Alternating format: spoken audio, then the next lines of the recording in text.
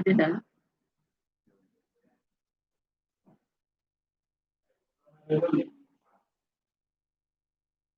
Pwede na akong magsalita.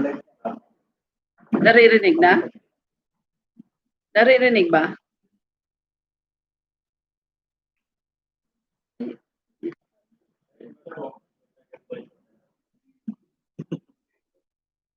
Ganda.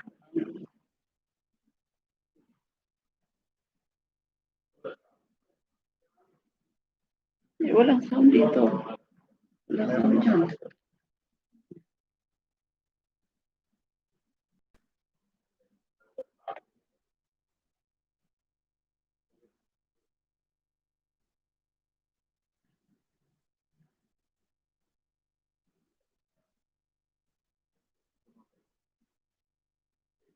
Hello, mic test. Nandyan? Naririnig? Hindi. Hindi naririnig? Ito.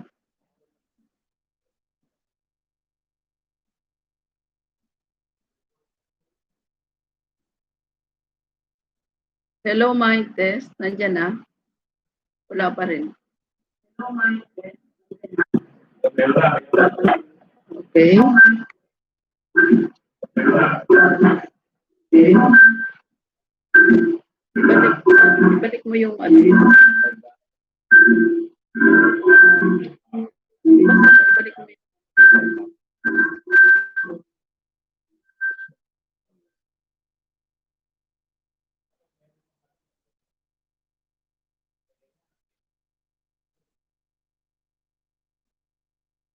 Okay na?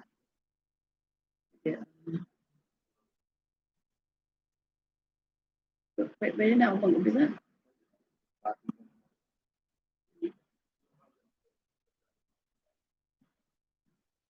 Good evening, everyone. Welcome to the live streaming of tax training. And tonight, we will bring you lecture or yung topic na pag-usapan natin ngayong gabi is about the registration and other administrative requirements of the BAR. And shout out po dyan sa mga accountants na katatapos lang ng filing ng income tax at saka sa mga taxpayers.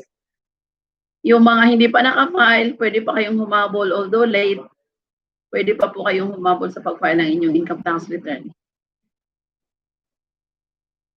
Doon sa mga bagong nag-subscribe po sa atin,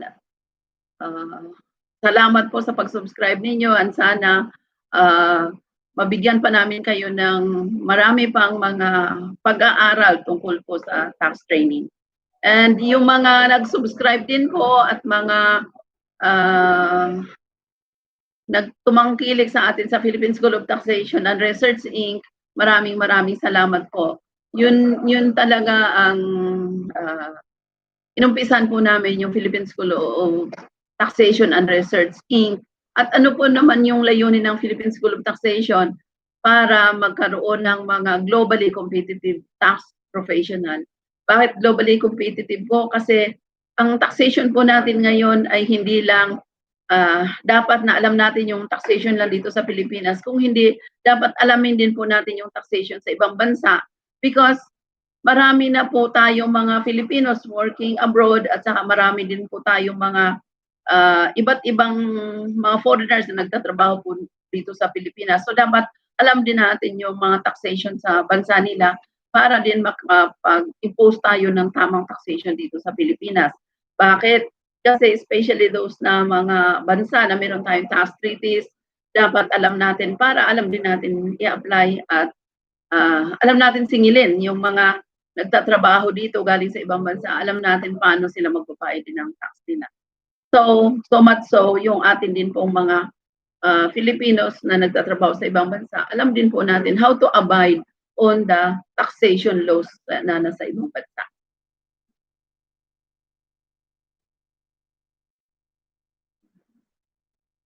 Okay. So maraming salamat po sa mga nag-subscribe at sa mga kababayan po natin dyan sa Negros, maayong gabi sa inyo tanan, sa mga kamag-anak natin dyan sa Visayas, Mindanao, maayong gabi kaninyong tanan. So, stay tuned lang po tayo dito sa ating tax training. Bakit po kaya kailangan nating alamin ang tax training? At bakit kailangan alam natin kung ano ba talaga ang taxation? Why? Because taxation is a social responsibility. Social responsibility po kasi ang taxation. Kaya pag hindi natin to inalam at kinalimutan natin, pagugulat na lang po tayo na yung palang ginagawa natin, meron ng mga penalties. No? Yung mga simpleng-simpleng registration lang sa BIR, akala natin kumuha lang tayo ng TIN, tapos na, wala na tayong obligation. Yung hindi natin alam, doon pala sa pagkuha natin ng TIN, may kasama palang tax type yan. No? So ano itong tax types? Itong tax types, nakaakibat o kasama dun sa TIN na hiningi natin, may kasamang palang obligasyon yan. So pag ang TIN mo may mga kasamang tax types, itong mga tax types na to dapat mong bayaran kasi magkakaroon siya ng open cases kung hindi ka mag-file at hindi ka magbayad. No? So akala kasi ng iba, basta simple lang, kagaya lang po ng dati, na yung TIN hinihingi lang, pagtapos mong hingin, pabayaan mo na, tapos na, wala na. Iba na po ngayon ang panahon. Ang TIN po dati, sinusulat lang yun sa papel, and then nagkakaroon lang siya ng gagamitin lang natin. Ngayon hindi na. Ang nagbibigay po sa atin ng tax identification number is the computer. At ang computer po natin marunong po mag-isip. Marunong din po siyang maningil. Alam din po niya kung nag-file kayo, alam niya kung hindi din kayo nag-file. Kaya nag-create siya ng open cases pag hindi kayo nag-file at hindi kayo nagbayad. So yun po yung natin dito sa registration natin. Shout out din po tayo sa mga dati nating mga kasamahan sa BIR. Congratulations for a job well done. Nakasurvive po tayo sa COVID at saka nakatapos tayo ng ating filing season itong very crucial na critical na year sa buhay natin, no? Siguro sa buhay natin, ako I'm 62 going 63 years old. Ito na yung pinaka-crucial na critical na bahagi ng buhay ko na naranasan ko itong lockdown na sinasabi ng lahat, no? Parang kahit sa panaginip, hindi ko iniisip na magkaroon ng ganitong klaseng sitwasyon sa mundo. But nangyayari. At ang pinakamaganda lang sa lahat na we survive. Umpisa pa noong March, April, May, June. So 3 months na tayo, nakasurvive tayo sa COVID. Sana to-survive pa tayo, marami pa tayong magagawa. No? So, congratulations sa mga revenuers natin na survive natin yung deadline po ng income tax.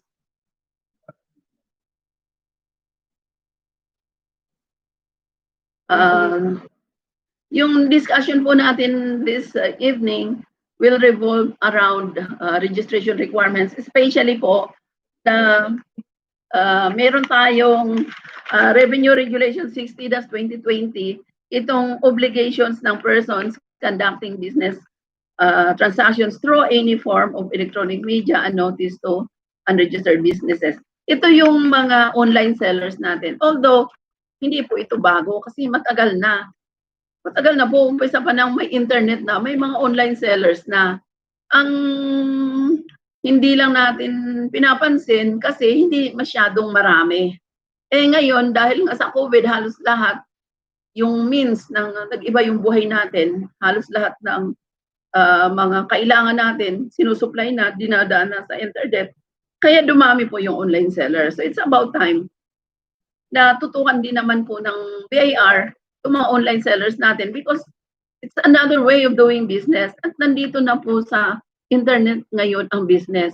So kung nandito na sa internet ang business, nasaan ang payment of taxes? Nasa internet na rin. So dapat lang po na tutukan natin at saka doon sa mga online sellers natin, ang sellers po natin hindi lang sellers ng goods. Ano po? Kahit sa train loan natin, very specific na, may mga zero-rated sale of services na rin po tayo na nasa batable din po sila na mga kind of services. So,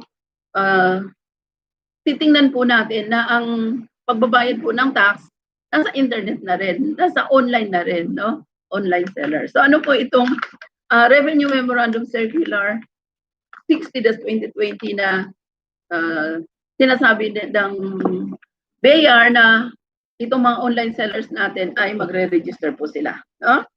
So, balik na lang po tayo sa basic na guidelines natin on registration. Ano ba talaga at bakit ba kailangan na mag-register tayo sa BIR? Because registration is the first step of being a taxpayer. No? Hindi ka kasi maging full-time na taxpayer kung hindi ka registered. No? Sa registration, ano po yung kinukuha natin para masabi na registered na talaga tayo sa BIR? Yung sinasabi natin na tax identification number. Okay, so for the basic registration requirements, sabi dito sa Revenue Memorandum Circular 60-2020, may mga tao na nag-online business na sila pero wala pa silang tax identification number. So kung wala pang tax identification number, ano pong gagawin? So registered business with steps kung ano yung mga existing natin na registration requirements sa pagkuha ng PIN. No? So isa-isay natin yan mamaya kasi i-discuss ko sa inyo yung application for registration na sa pagkuha ng PIN. No? Andyan yan. At kung ano-anong klaseng mga forms na gagamitin natin. Yun naman daw na mga tao na may online business at saka may mga tax identification number na pero hindi pa registered yung kanilang business, no? Anong gagawin? So, individual, kung meron ng PIN na issue pero yung mga one-time transactions lang, so mag-register pa rin sila sa BIR using BIR Form 1901.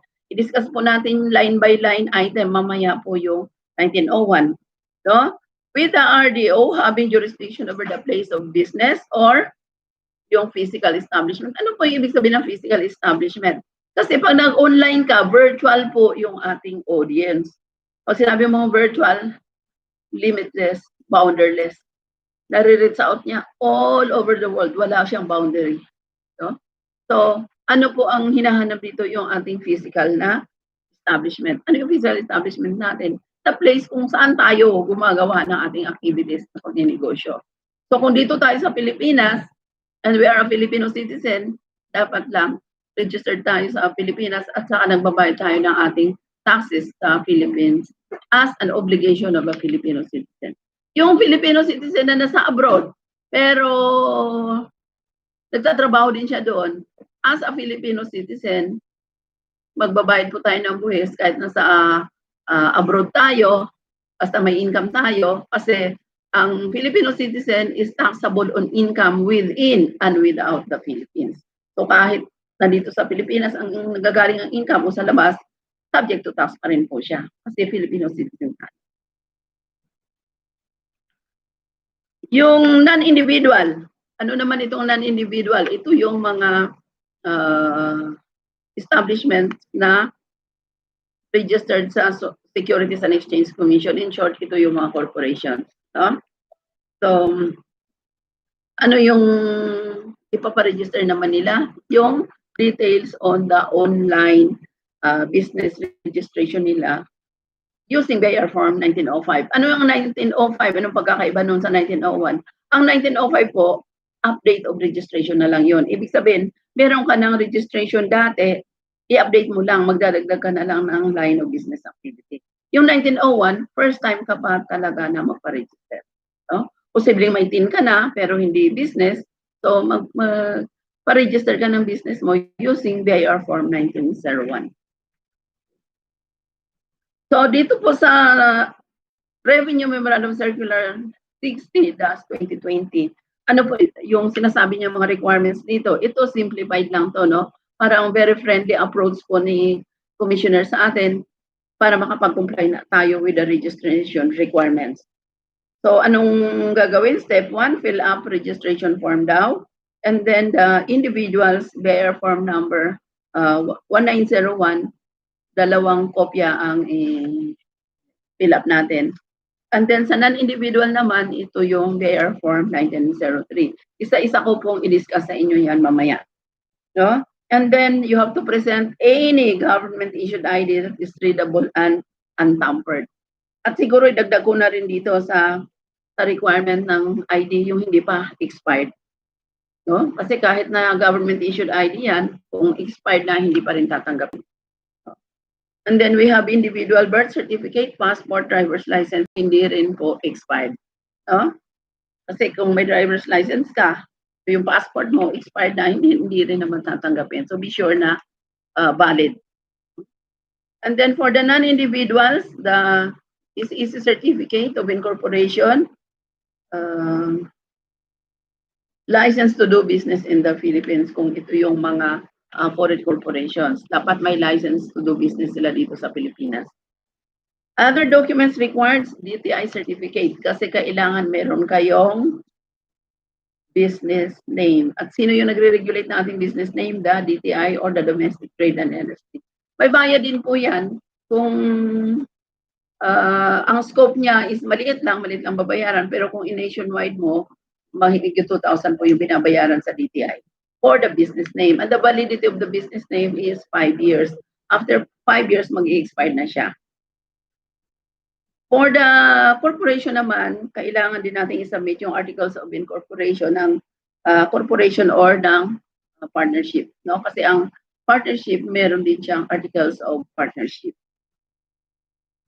And then we are required to pay to the new business registrant officer posted in the new business registrant counter. Ito na yung bago sa registration ng BAR, no? Meron ng new business registrant officer. And then pay the registration fee of 500. Ito yung binabayaran every January of the year. And then a fixed stamp tax of 30 pesos, no, sa certificate of registration. So, ganun din yan sa non-individual. Magbabayad ka rin ng registration fee muna, 500, and then yung 30 pesos para sa documentary stamp tax ng certificate of registration na i-issue po sa inyo ng BAR. And then, anong kukunin natin?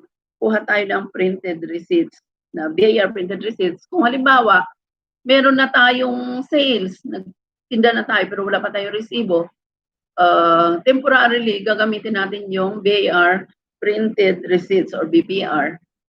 Gagamitin na natin yun para nakapag-issue na tayo ng resibo. And then, kukuha din tayo ng authority to print receipts para nandoon na yung ating resibo talaga, nandun na yung pangalan natin, business name, PIN natin, address. Kasi sa BPR, wala pa nating pangalan yan, no? Standard lang yan na resibo. Okay, so sa BPR, binibili po to. Hindi ko lang alam kung magkano ngayon yung isang booklet, pero binibili po yan sa BIR. Pwede natin gamitin. Dito naman sa authority to print receipts, kayo po yung mamili at hanap ng accredited printers ninyo para makapag-imprinta kayo ng sarili ninyong resibo. Customized naman po, pero may standard lang din na format. Okay. So, depending yan sa printing cost ng RDO, yung presyo ng BIR printed receipt. Okay. So, pagkatapos na daw ng makuha na natin lahat ng mga requirements, nakapag-fill up na tayo, nakapag-submit na, nakapagbayad na, bibigyan na tayo ng certificate of registration, and then meron pa na tayong notice to issue receipts na ipapaskil natin doon sa office po natin. Okay? So, dito, ano po yung requirement para doon sa magpapa-register as online seller, no? The newly registered business entities, including the existing registrants, are advised to comply with the provisions of the tax code. Ano po yung mga provisions natin sa tax code sa new business registrants? Meron tayong mga sinatawag doon na administrative requirements. Ano po yun? Yung kasama na doon yung mag-maintain tayo ng books of accounts, mag-i-issue tayo ng resibo sa mga every sales transactions that we have, and then we have to keep the records of our expenses. So, marami po yun. Ano pa yung mga compliance requirements natin? No? So sabi dito, number 1, issuance of registered sales, invoice or official receipt for every sale of goods or services to clients, customers, or buyers. May mga tanong po sa mga YouTubers natin, paano kung hindi naman nanghihingi ng resibo ang mga customer? Ang sagot po dyan ng BIR, hindi po obligasyon ng customer na manghingi ng resibo. Ang may obligasyon po na magbigay ng resibo ay ang nagbebenta ng goods or services.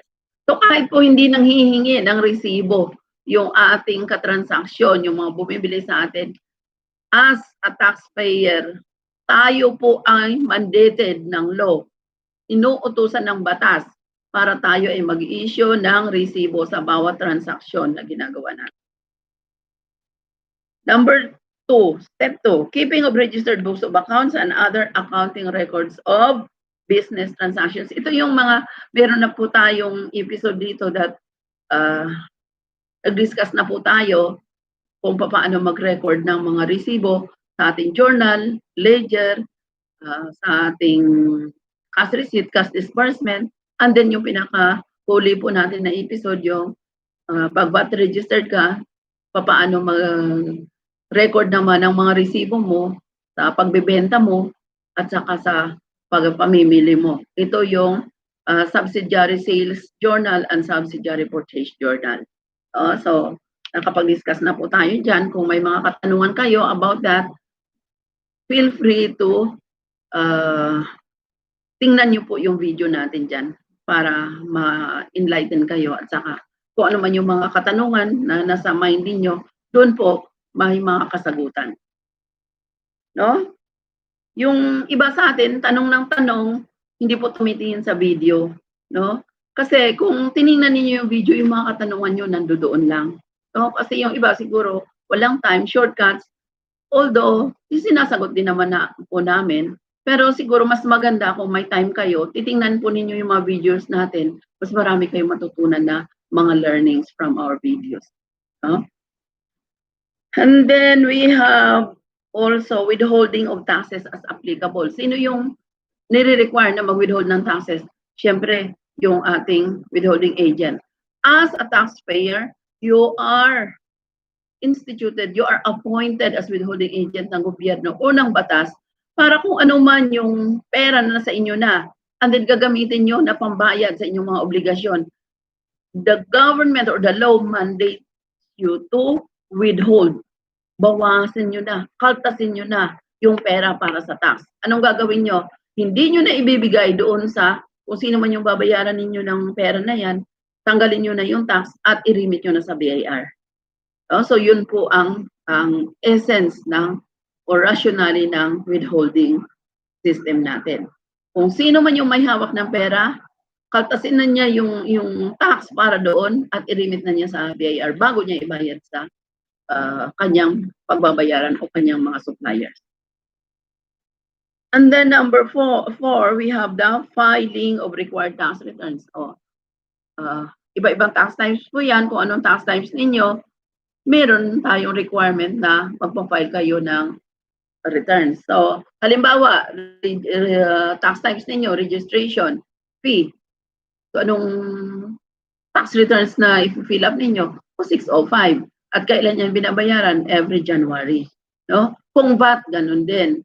Okay, discuss natin yan isa-isa. Income tax, withholding tax, how often kayo magbabayad, the frequency of filing, and the kind of returns that you are going to fill up. And then, number 5, siguro ito yung pinaka sa lahat. No? Ito yung tax is such a lonely word. Bakit? Every body thou seems untrue. Ito number 5, payment of correct taxes due on time. No? Kasi tax is a social obligation. Payment of tax is a social obligation. Talagang mabigat. Magkano ba ang rate natin ngayon sa income tax? No? Maximum sa train law ngayon is 35%. So, ibig sabihin, sa piso na kinita mo, kung wala kang deductions, 65 lang yung sa iyo doon, 65 centavos. 35 belongs to the government. And the government has alien. May karapatan. May right siya doon sa income mo. No? Kasi pwede niyang i-enforce yung rights na yan. Papaano? Pwede niyang kunin yung inyong mga ari-arian, mga properties registered under your name kung hindi kayo magbabayad ng tax. So, ganun ka-powerful. At ganun ka-strong ang power of taxation. Okay? So, payment of correct tax is due on time. So, di-discuss natin siguro yung isa-isa sa mga tax types na i-discuss natin sa inyo. Although, meron na kaming mga guide, pero ang natapos pa lang natin sa video natin, yung mga guide on how to fill up income tax. Kasi, inuna lang po natin yun dahil nga deadline sa income tax. But since tapos na natin yung deadline, so we have time to have also discuss yung mga iba't ibang klaseng tax types.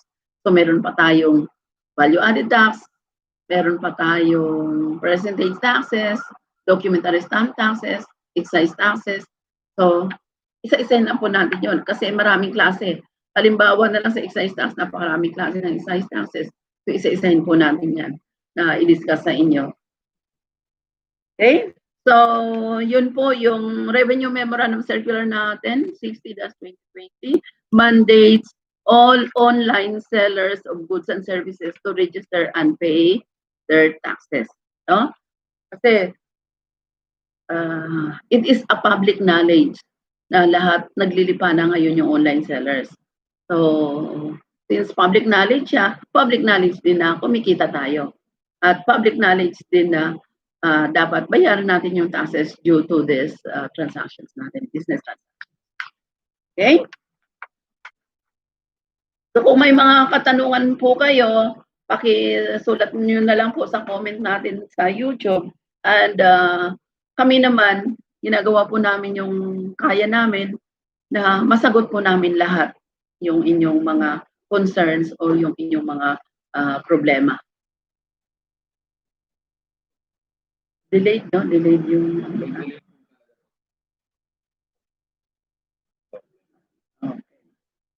Sige, pero sa kanila tuloy-tuloy din yan. Okay. So, tuloy lang po tayo. Yung discussions natin is about registration requirements. So, ang ating target dito is 2 hours tayo magla-live. But, yung iba, pag may mga questions pa po or hindi natin matapos kaagad-agad yung discussions, pwede naman po tayo even we go beyond the 2 hours na target natin. No? Yung pinaka-ano lang natin dyan is yung target natin na the 2 hours at least ma-reach natin. But we can go beyond the 2 hours. Okay. So, I will discuss to you the registration requirements. No? Pag ikaw ay isang individual at gusto mong magpa-register ng business mo, ano yung gagamitin mong forms? Gagamitin mong form is BIA Form number 1901. Bago na po ito, na-enhance siya noong January 2018. On time lang naman din po doon sa train law. No? At it. So, itong application for registration, BIR Form 1901, ito ay para sa mga self-employed, single proprietor, professional, mixed income individuals, non-resident alien engaged in trade or business, estate and trust. So ito para sa registration, para ito yung counterpart ng 1701, di ba? Yung 1701 na tina-form sa income tax, para din yun sa mga self-employed, single professional with mixed income individual. Ito naman yung counterpart ng 1701 pagdating na sa nagpa-register tayo sa BIR. BIR Form 1901. Okay?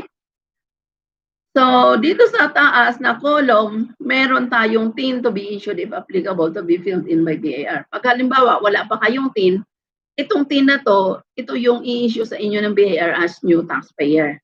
Pero, kung meron na kayong tax identification number, dito sa line number 4, taxpayer identification number, ilagay nyo na po. Isulat nyo na doon yung inyong tax identification number. No?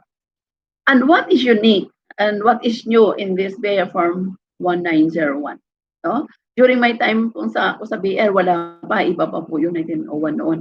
Wala pa itong information ng line number 1. Ano to? Ito yung PhilSys number or the PSN. Ano to? Bago po ito. At this will become mandatory comes July ano po to, this is under a Republic Act, na lahat po ng mamamayan natin kahit bata, matanda, meron silang Philippine PhilSys number. Ano tong PSN na to, no? Ito yung PSN na lahat ng tao ay mayroong number at sino po yung administrative body na magbibigay nito, the Philippine Statistics Authority. Although, tumutulong din sa kanya yung iba't ibang ahensya ng gobyerno. Halimbawa, kumuha ka ng tin sa BIR, maka-capture din yung information nyo. Kasi may database na ito na nasa PSA na lahat ng mga database about sa isang tao nandoon na. So, pagka meron ng PhilSys number, wala nang mga tao siguro na fictitious. Yung mga fictitious, ibig sabihin, hindi naman totoong tao, pero naging tao sila dahil meron silang mga dokumento na ginamit. Oh, so mawawala na yon, mga duplication or mga fraudulent transactions, mawawala na yon because of this PhilSys number or PSN. Okay, so ito namang line number 2 natin, the registering office. Sino to? Pwede siyang head office, pwedeng branch office. Why? Because mandated po na ang isang taxpayer na may head office and may branch office, ipa-register niya both. Oh? So yung head office kung saan siya situated, i-register po niya sa RDO na may sakop, may jurisdiction doon sa head office niya. At yung branch office, ganun din. No? Magpaparegister din siya kung saan siya situated or yung location niya. No? Then may nakalagay dito, number 3, BIR registration date to be filled up by the BIR. At nasabi ko na sa inyo sa ibang episode po natin sa tax training, itong tandaan nyo, itong bantayan nyo, itong BIR registration date. Why? Kasi pag binigyan na kayo ng TIN, meron ng tax types, at nag-umpisa siya dito sa BIR registration date. Ito pong BIR registration date, dito na mag-uumpisa yung sabi ko sa inyo na para nakasakay na kayo sa taxi na pumapatak na yung metro. Why? Because dito na mag-uumpisa na ang BIR magkikreate na ng mga open cases. Bakit siya magkikreate ng open cases? Kasi binigyan ka na niya ng tax types. At sinabi ko nga sa inyo, matalino ang computer. Yung ibig sabihin na matalino ang computer, pag binigyan ka na niya ng tax types, alam niya kung ano yung form na dapat mo i-fill up. Alam niya kung kailan ka dapat mag-fill up, may due date siya, may deadline siya na sineset up. At alam din niya kung nag-file ka o hindi. Why? Kasi pag nag-file ka, i-record niya sa ledger mo, electronic ledger mo sa system ng BIR, yung payment mo. Pero pag hindi ka nag-file, hindi ka nagbayad ng tax due mo doon sa period na kailangan kanyang, hinihintay kanya na mag-file, magkikreate siya ngayon ng open. So, example, merong tax type na withholding. Ano bang frequency of filing ng withholding? Monthly. O, hindi ka na-file ng monthly. The following month, after the due date, magkikreate na siya ng open case. So, yun ang ibig sabihin yan. Kaya sabi ko sa inyo, itong line number 3, BIR registration date, this is very crucial. Bakit very crucial siya? Kasi dito na pumapatak yung metro nyo sa BIR. So, wag nyo itong pabayaan. Kung ayaw nyo na magnegosyo, i-close nyo yung business nyo. Para isis nila yung tax type nyo, lagyan nila ng end date. Ano ibig sabihin ng end date? I-end date na nila, i-stop na nila doon sa system ng BIR yung tax type mo para hindi na siya mag-create ng open cases. So, line number 4, taxpayer identification number, this is to be issued by the BIR. No? At ang sabi ko sa inyo, this is system generated. Ano itong 1, 2, 3, 4, 5? 5 na 0 na po dito sa dulo. Ito ay branch code. So, ibig sabihin, dami na rin palang branches sa BIR dito sa Pilipinas, no? Mga ilan na to? 99,000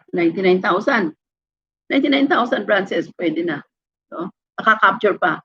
Pagka 100,000 branches, hindi na. Kasi hanggang 99 lang siya, 5 digits lang. Okay. RDO code to be filled up also by the BIR. No? Minsan nag-overlap yung mga district natin. No? Yung dapat sa isang district na paparegister doon sa ibang district na tinatanggap din naman. Huwag niyo po sisihin yung BIR kasi hindi naman lahat ng BIR alam nila yung mga territorial jurisdiction ng district. Kayong taxpayer, kayo yung nakakaalam, kayo din po yung dapat alamin nyo kung saan ba talaga kayo. Why? Kasi meron tayong tinatawag na wrong venue. So, ibig sabihin,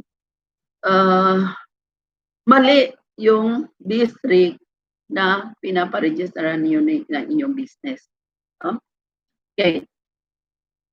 Dito na tayo sa pinaka-crucial, pinaka-importante sa lahat, itong taxpayer type.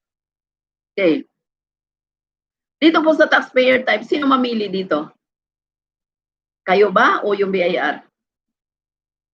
Sino mamili dito? Answer. Answer sa mga marunong na.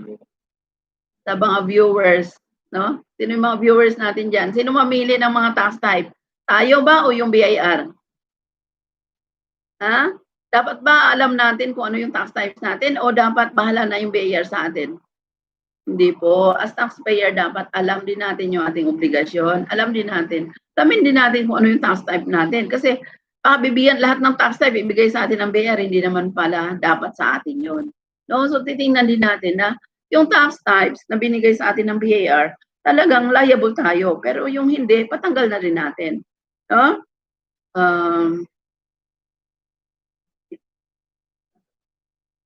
Ano daw? Shout out natin si Isa. Okay, very good. Isa Kabaron, talagang yung inaalam mo kung ano yung obligasyon ng isang taxpayer. So dapat taxpayer, bakit? Kasi kayo ang liable eh. Mamaya binigyan kayo lahat ng tax type tapos hindi naman pala kayo required. No? So dito tayo muna sa taxpayer type. Single proprietorship only pag resident citizen. Or resident alien, single proprietorship. Or resident alien professional or professional license ng PRC or professional in general. Kasi meron pong mga professional na hindi naman sila licensed ng PRC pero they are considered as professional. Why? Kagaya halimbawa ng mga professional na basketball player. Mahal-mahal ng sweldo niyan and then they are very skillful in their games, no? Kaya considered pa rin sila as professional. So professional in general, professional and single proprietor, mixed income earner, may compensation income na, and then single proprietor pa. Actually, meron tayong question po kagabi, no? Siguro feedback natin to. Why? Kasi sa mixed income earner, pag kinlik mo yung single proprietor, i-click mo yung professional, hindi natatanggapin ng computer. When in fact, mixed income earner siya, compensation income earner and single proprietor or single proprietor siya and professional, hindi na tinatanggap. Although, yung kinlik mo naman yung mixed income earner, tatanggapin niya. So, dito sa mixed income earner, compensation income earner, and professional. Okay? Mixed income earner, compensation income earner, single proprietor, and professional. Ito, sobrang sipag talaga to, no? May sweldo na, may business pa, may practice of profession pa. And then, we have non-resident alien engaged in trade or business. We have a state Filipino citizen. We have a state foreign national. We have trust Filipino citizen. And we have trust foreign national also. They are all taxable in the Philippines. Kaya dapat nagpapa-register sila sa BIR.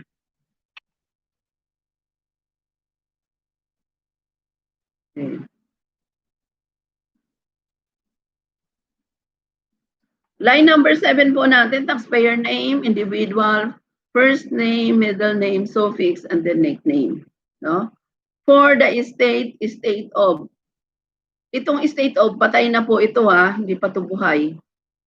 Kasi kung halimbawa nung buhay may tin siya, and then namatay, pa-register po natin ulit. Iba yung registration ng state. Iba yung registration niya nung buhay pa siya. Actually, pag namatay na yung isang tao, sinisis na po yung tin niya. Hindi na pwedeng gamitin. No?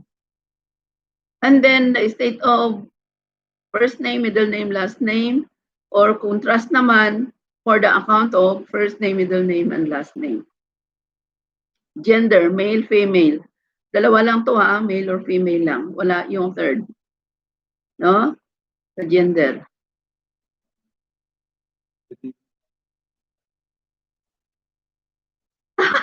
Hello, Marilyn.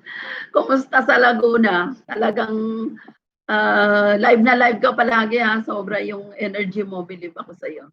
No? Si Miss Marilyn po ay isang accredited tax agent. Kakukuha lang ng accreditation niya. Kaya congratulations. No? So yung mga masipag na dating OFWs, katrabaho sa abroad, tapos nandito na, ngayon may business na siyang hardware, and at the same time, tax agent na siya. Napakasipag. No? So, actually, sa mga taong masipag po, ang daming opportunities. I can vouch to you that. Why? Kasi ang opportunity nandyan lang yan eh. Hindi yan nakikita ng mga tao na hindi masipag. No? Kasi ang nakikita ng taong hindi masipag, problema. Pero yung nakikita ng mga taong masipag, opportunities. Kahit sa problema po, may opportunities. Kahit dito sa COVID, may opportunities. Ano yung opportunities dito? During the COVID, nagkaroon ng bonding ang mga pamilya. During the COVID, nagkaroon ng maraming vloggers. During the COVID, maraming online sellers. kaya anong sabi ng BR, magpa-register na kayo kasi kumikita yung mga online. Okay. Ay, yes. Kaya nga po, sali kayo doon sa free bookkeeping seminars natin na 2 days kasi marami po kayo matutunan doon. And after that, apply po kayo as accredited tax agent sa BIR kung saan kayo registered or saan yung nakakasakop sa inyo. I-comment nyo po yung concern ninyo na yan doon sa ating YouTube at doon po natin bibigyan kayo ng listing on the requirement po ng tax agent. Kung gusto nyo naman ay merong requirements din yan sa BIR, pwede kayong tumawag sa BIR at sasabihin nila sa inyo kung ano yung mga requirements. Pero sabihin ko sa iyo ngayon, you fill up yung form na application and then may bayad siya na 1,000 and then may mga attachment siya na mga certificate of training nyo na nag-train kayo ng about taxation and then may mga affidavit kayo na papermahan doon at dadalhin nyo siya sa BIR. Pero dapat register na din kayo as professional, magbayad kayo ng 500 na registration fee at kukumuha kayo ng PTR sa City Hall, yung binabayaran ninyo na 300 pesos. No? As sabihin nyo, as tax agent kayo, mag-apply kayo ng tax agent. So, magbabayad kayo ng 300 sa City Hall. Hindi yung traditional na mayor's permit ang kukunin nyo, mas mahal yun. Pero kung tax agent kasi considered as professional, PTR siya na 300. And then dalhin nyo yan sa BIR, mapaprocess na yung inyong accreditation as tax agent. No? So, pwede na kayo mag-represent sa mga taxpayers nyo in their transactions with the BIR. Okay?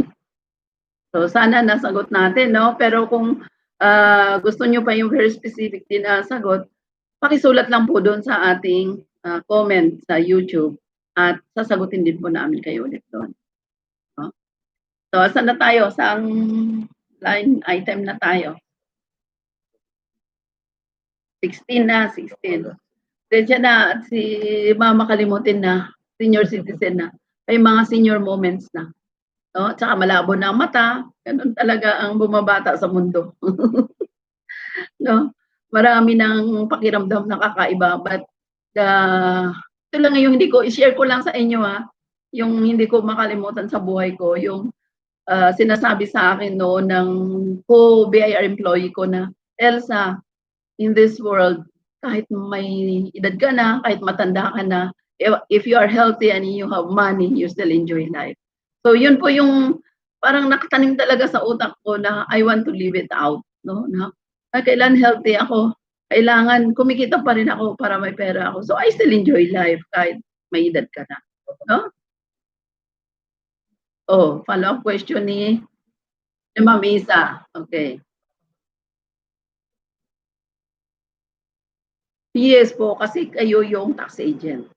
Huwag niyo ipangalan sa iba, sila yung ma-accredit. Kayo dapat sa iyo pangalan ang tax, DTI as tax agent.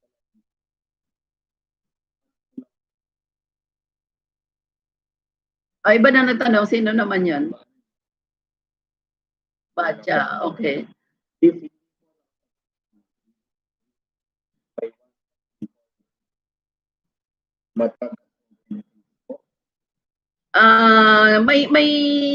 May cut off din po yung system na nagra-run na siya ng open cases.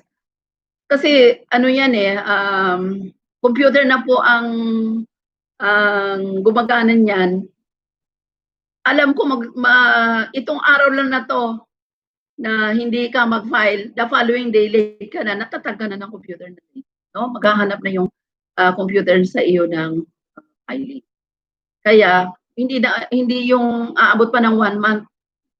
Hindi po yun. Basta the moment na yung due date hindi ka nagbayad, open case ka na. Although hindi pa siya mag-generate ng open cases, pero pag nagpunta ka sa BIR, magpa-generate ka, mag-clearance ka, halimbawa, makikita na. Okay? Okay. So sana nasagot natin yung mga katanungan ninyo, ano? So saan na tayo?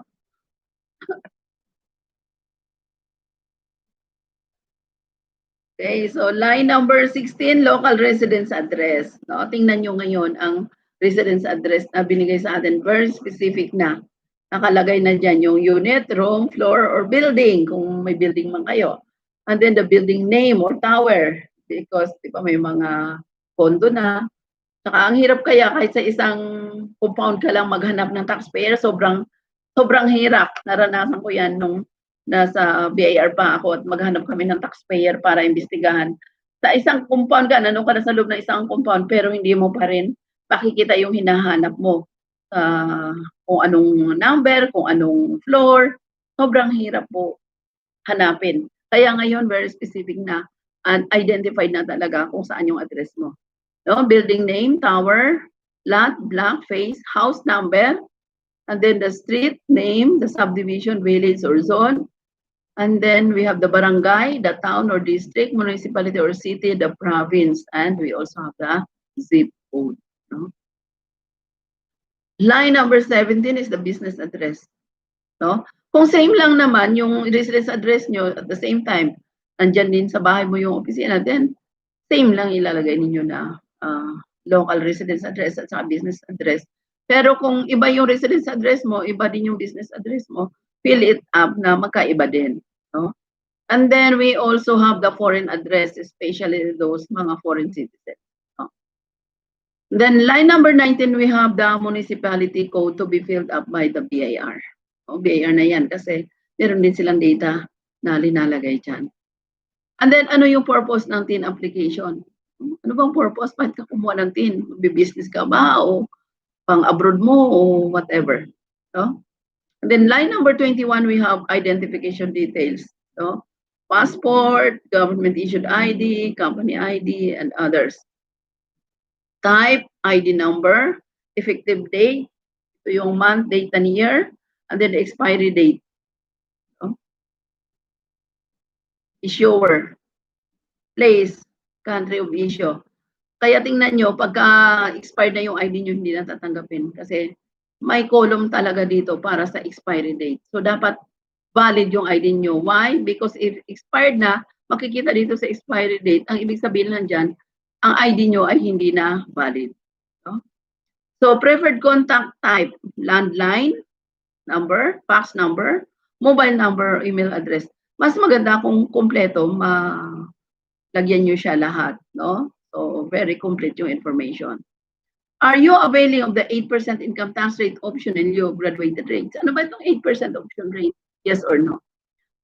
Itong 8% income tax rate option, available lang po ito sa mga professional engaged in practice of profession or may mga business na ang kanilang income ay hindi lalagpas ng 3 million in a given taxable year. Pero pag lumagpas na po siya ng 3 million, hindi na siya pwede mag-avail ng 8% na option rate.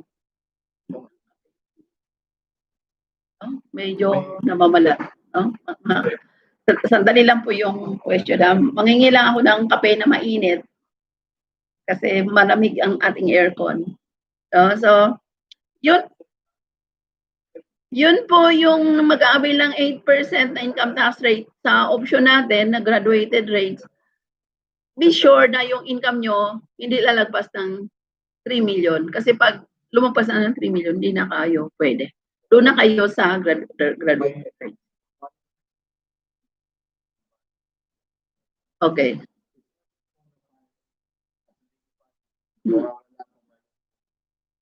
Ayos po. Mawala po yung open case pag complied na. Halimbawa, nag-file na kayo, nagbayad kayo, mawawala na po yung open case. Ang ibig sabihin lang doon, nag-comply ka na, kaya wala ka ng open case.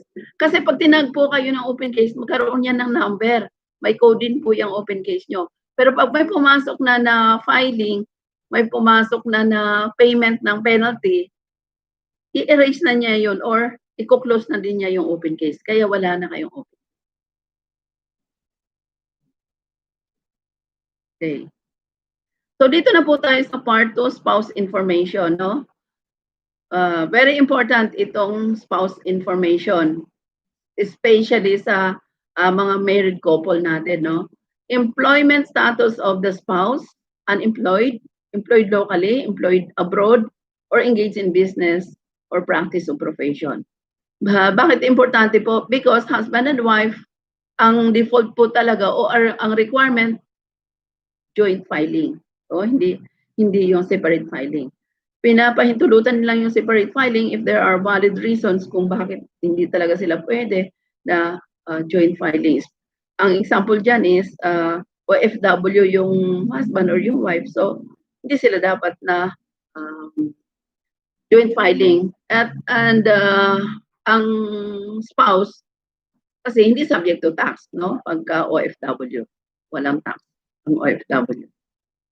And then we have information also, line number 25, about the spouse name. And then the first name, the middle name, the suffix, the spouse tin.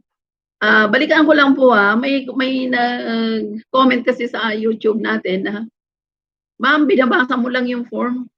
Binabasa mo lang yung form. Hindi mo sinasabi kung saan namin kukunin yung mga information na ilalagay namin sa form. So ito, sa inyo na talaga to, hindi ito magagaling sa akin. Especially itong spouse information. Kayo nakakaalam kung sino spouse nyo. No? Hindi ako. No? Nung nasa Bayer pa po ako, mayroon akong isang taxpayer. No? Nagpa-register siya. And then nakita ko yung kanyang marriage contract. Nakalagay doon na kinasal siya sa itong lugar. So I'm just curious kung saang lugar yon. Tinanong ko siya. Sabi ko, sir, saan po ba itong lugar na to? Sabi nung lalaki siya Sabi niya, hindi ko alam. Sir, doon kayo pinasal, hindi nyo alam saan yung lugar na to. So, yun yung ibig sabihin na yung mga information na dapat kayo nakakaalam, kayo yun. No? Kasi itong mga importante na baka pati asawa nyo, pangalan ng asawa niyo nakilala. Masama yan.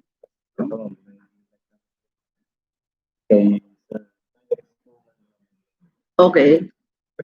Sounds familiar, parang nakita ko na siya kanina. Jairus ba o Jeros? Okay, sige.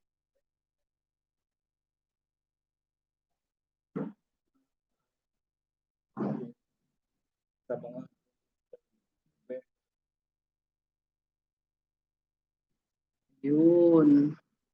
So, attend ka sa ating 2 days na online bookkeeping kasi babasahin ko sa inyo, ituturo ko sa inyo doon yung bookkeeping requirements. Nandoon kung ano yung mga businesses na hindi sila nire-require to issue receipts.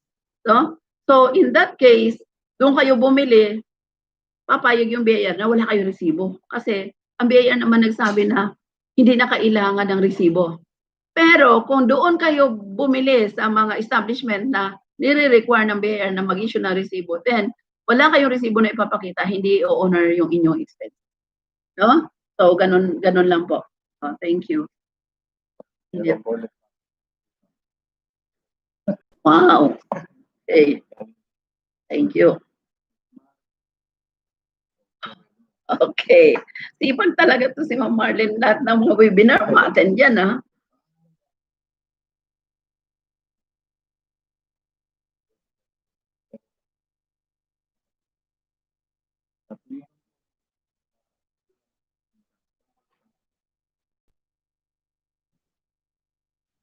Ano yung tinatawag mo na maliit? Kasi, pag nag-business kasi wala pong exemption sa registration. Kung ang income tax ang pag-uusapan, pag hindi umabot ang income mo ng 250,000, wala kang babayaran na tax. But since online seller ka, ano yung requirement na number 1? Di ba sabi natin pag taxpayer ka, number 1 talaga registration. So, once na nag-umpisa ka ng negosyo, mandatory ang tinatawag natin na registration requirements. Kasi paano malaman ng gobyerno na maliit ka lang talaga, no? So, magpapa-register po tayo. Hindi natin sabihin na maliit lang tayo kasi how do you know? How do you prove na talagang maliit ka kung wala kang compliance requirements? So, malalaman lang yun ng gobyerno na talagang totoong maliit ka kung meron kang records na ipapakita. Umpisa pa lang, wala ka namang records, hindi ka na pa-register. So, that is an outright violation of the requirements. No? Kasi batas po ang taxation eh. Although sa batas din, may tinatawag tayo na marginal income earners, although hindi ko na siya nakita na during the train law, yung marginal income earners nung Republic Act 8424 natin or mga previous natin na batas, na nagsasabi na pag ang income mo is 100,000, considered livelihood lang yan, you are not considered engaged in business, so wala kang tax na babayaran. So kung ganoon kakaliit. But sa tinatawag natin na registration requirements, wala pong exemption dyan. So kahit maliit yung business nyo, magpa-register kayo and you comply with the requirements of the law in order that you have documents to support na maliit lang talaga kayo at kayo dapat mabayad na. Kasi kung hindi ka naman naabot ng 250,000, hindi ka rin papatawan ng income tax. Kung hindi rin aabot ng 3 million yung sales mo, hindi ka rin magbabayad ng VAT na 12%, only 3% percentage tax. Okay? So kung mga maliliit lang talaga na business, compliance requirements lang po. We comply with the requirements of the law. Kasi yung tax naman, depende yan kung malaki ka o maliit ka. Kung maliit ka, babayaran mo. Kung malaki ka, malaki yung babayaran.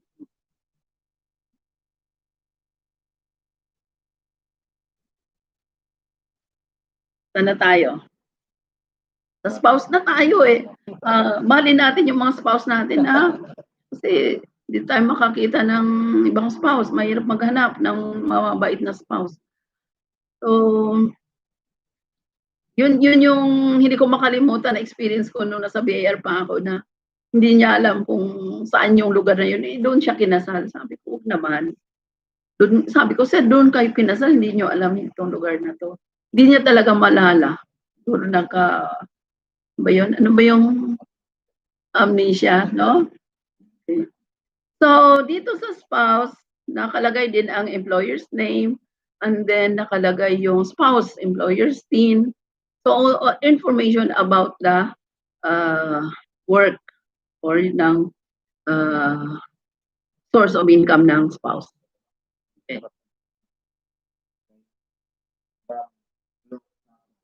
Oh, si Glo. Kanina pa yan tumatawag. Kaya nga sabi sa kanya, tumawag sa cellphone. Mamaya ka na, manood ka na sa online doon ka na magtanong. Kaya tinutuhanan pala niya. Good evening po, Ms. Glo.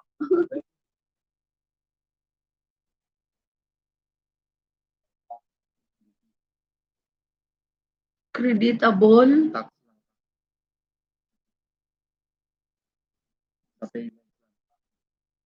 Hindi po. Hindi po. Bakit? Di ba yung withholding natin may period yan? No? Di ba nakalagay yan na, di ba, we earn the income.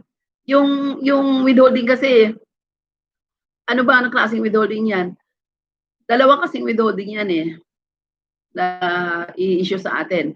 Pag tayo ay compensation income earner, bibigyan tayo ng certificate of withholding tax payments, yung 2316, no? Bigay sa atin yan ng employer. Pag tayo naman ay supplier, yung bibili sa atin, especially if withholding agent siya, magwi-withhold yan sa atin ng 1% sa sale of goods and then sale of services 2%. Yun ang tinatawag na creditable withholding tax. So ang tanong mo, pwede bang pambayad yan sa deficiency? Ang sagot ko, hindi po. Bakit? The moment we receive that certificate of withholding, magpa-file tayo ng income tax return, doon po natin yan ibabawas. So sinabi mo siguro, oh may sobra yan. Doon din tayo mamili kung anong gusto nating gawin doon sa excess withholding tax payment natin. Kasi ang tanong mo, pwedeng pambayad sa deficiency, siguro excess withholding tax payment ito, no? So anong dapat or yung proseso talaga na dapat mong gawin? Ipa-file mo yung income tax return mo during the taxable period na nandyan sa certificate of withholding mo, and then since overpayment ka, bakit ka overpayment? Kasi maliit na yung tax due mo, pero malaki yung tax withheld. So overpayment ka. Ang tanong, itong overpayment mo, pwede bang pambayad sa deficiency income, deficiency taxes mo? Ang sagot ko naman, hindi pwede. Why? Because doon po sa income tax return na pinail mo, you are given 3 options. Ano yung mga options na pwede mong gawin doon? Pwede kang mag-claim ng refund. Yun yung box number 1. No? Pwede mong claim for refund. Yung box number 2 naman, pwede mong i-claim ng tax credit certificate. At yung number 3 na option mo is to carry it over to the following taxable quarter or yung next filing period mo. So yung tatlo lang na yun. Pwedeng refund, pwedeng tax credit, pwedeng carry over.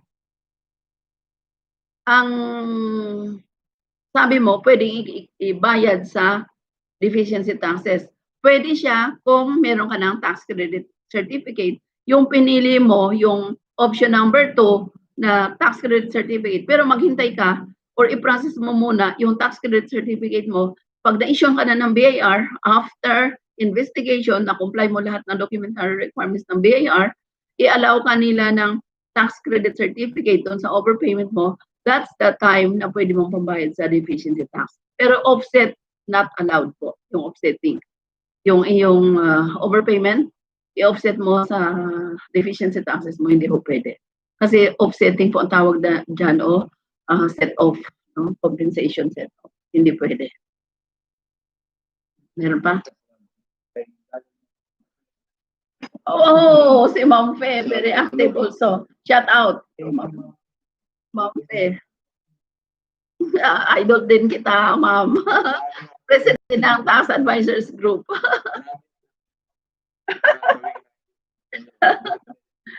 Wala tayong magawa, di ba? Lockdown. So anong gagawin natin? Magbasa tayo ng magbasa. Anong gusto natin basahin?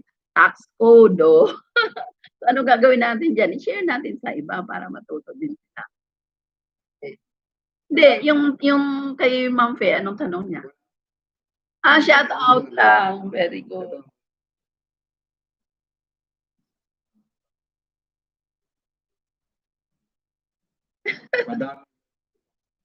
Thank you, Miss Isa. Thank you po.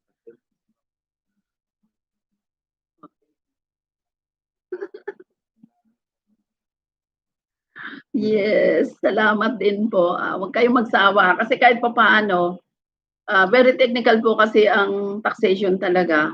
Sometimes, kahit tayo na, yun na lang ginagawa natin, pero minsan nalilito pa tayo. How much more yung mga taxpayer na hindi talaga din well-versed sa taxation, no? Sobrang hirap kaya. And then, kaya hindi mo sisi na natatakot tayo minsan. Why? Because there's so much uncertainty in the payment of tax. Huh? You see.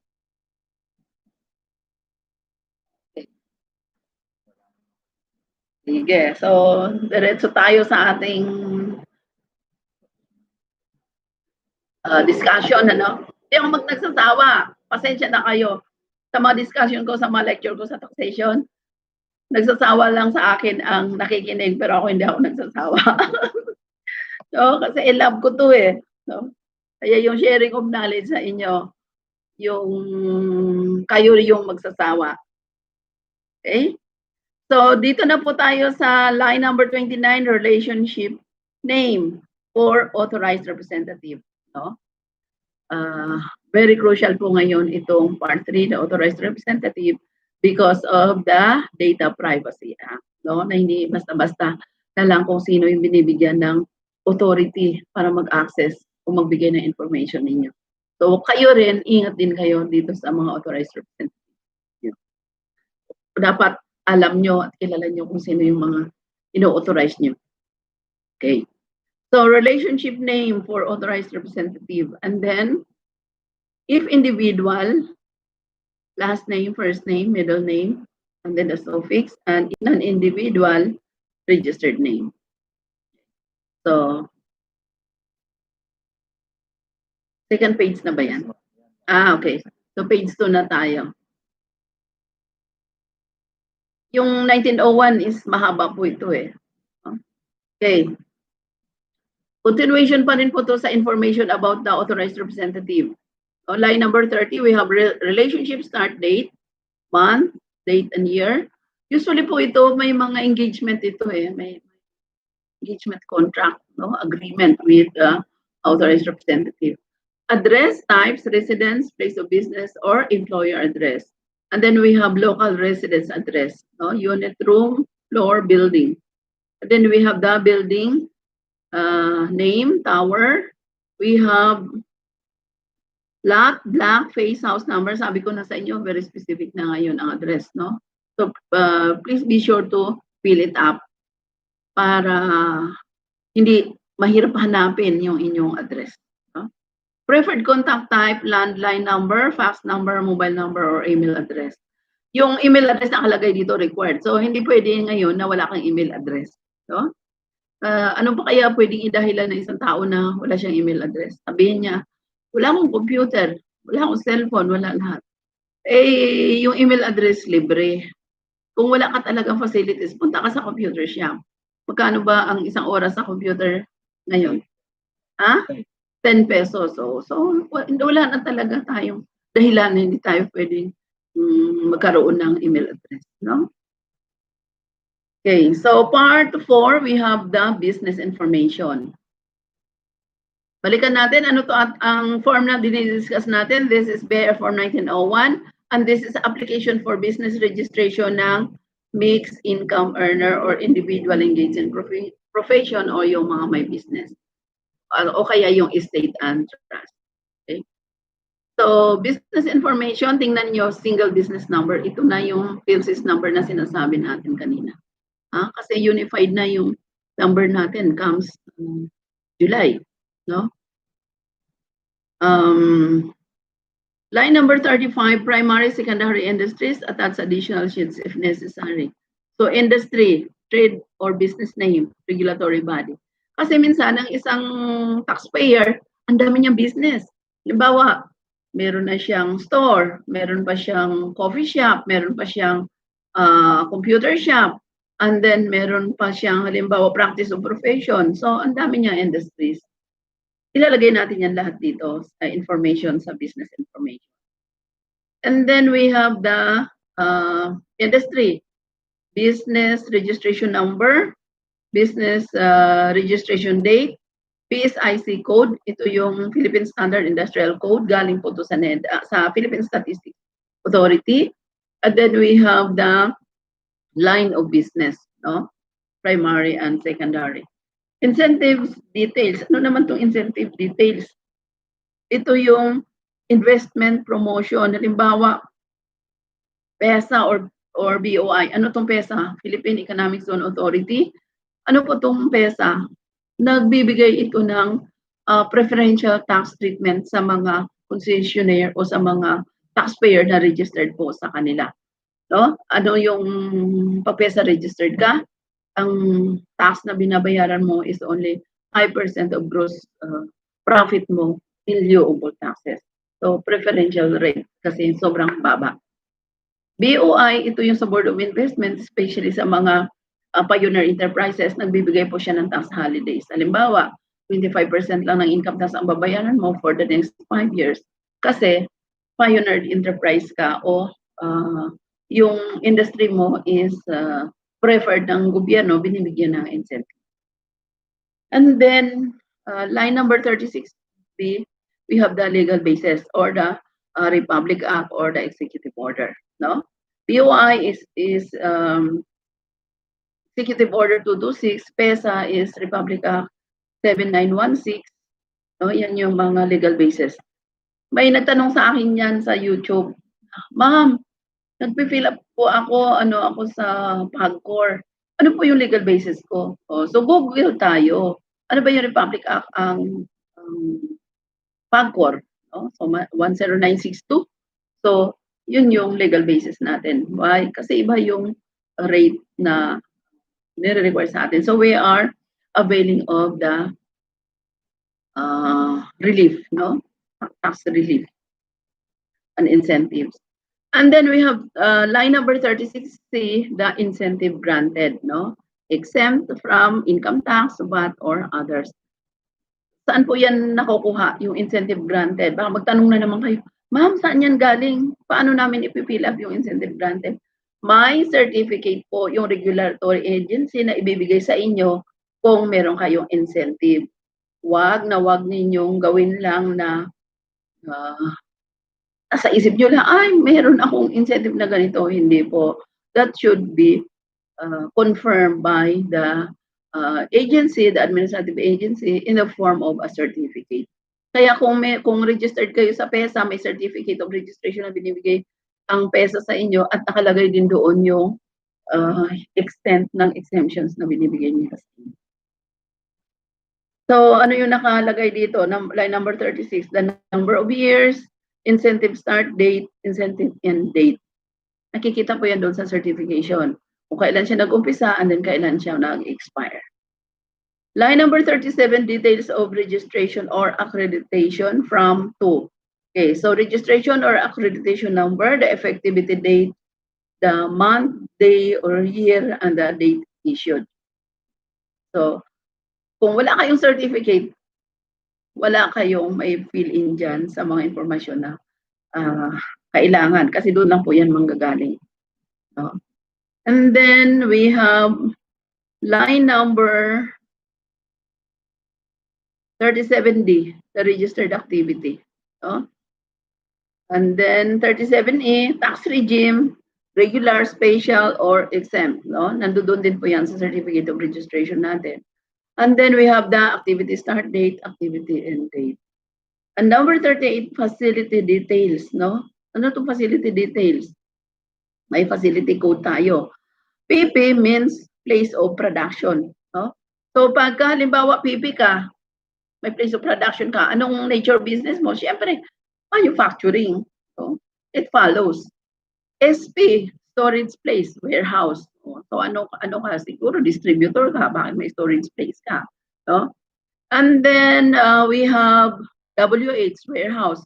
Halimbawa, yung business mo is warehousing.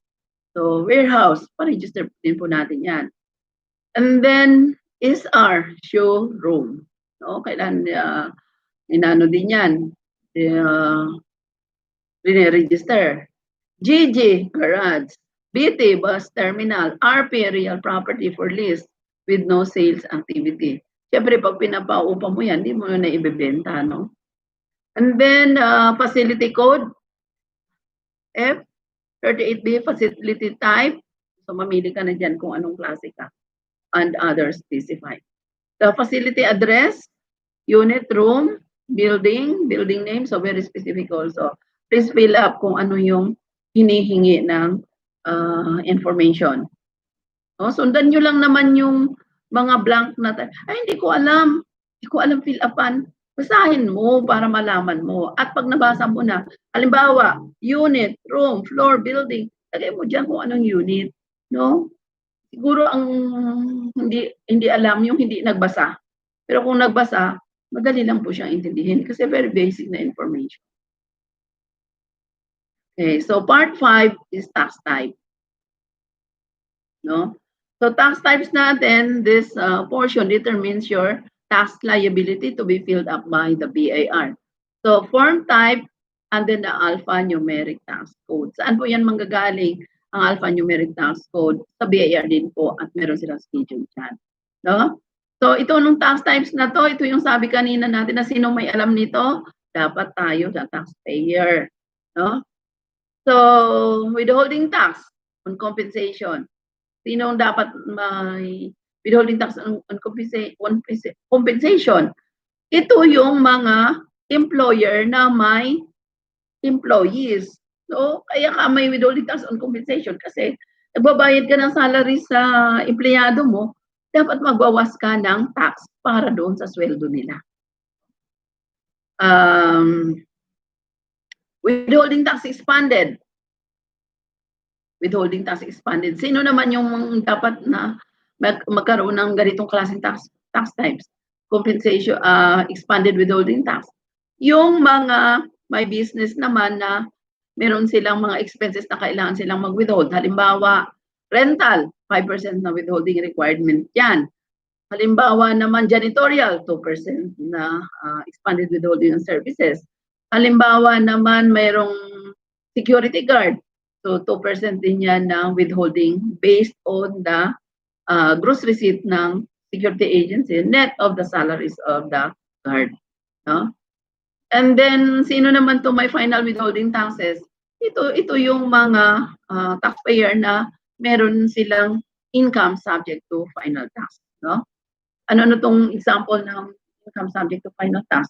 Ito yung mga royalty payments natin. Interest, no? Subject din yan sa final tax. Dividend, subject also to final tax. How about friends benefits? Sino itong may required na may tax type na friends benefits? If you are an employer, if you are engaged in business, tapos meron kang mga managerial and supervisory position na binibigyan mo ng friends benefits na parang incentive mo sa kanila. So, pag binigay mo yun sa kanila, magwi-withhold ka ngayon, magbabayad ka ng withholding tax na final tax para doon sa friends benefits na binigay mo. No? Sa gross up monetary amount of the friends benefits that you give to your supervisory and managerial employees. Okay? Okay. If ever po, kung ba dalawang business, magkaiba ng activity. For example, tapos practice lang. Pwede po. No? Pwede kang magpa-register ng dalawang tax type. Ito yung gagamitin mo, 1901. Kasi ito yung mix. Ibig sabihin ng mix, hindi lang isa yung line of activity mo, kundi dalawa or tatlo pa.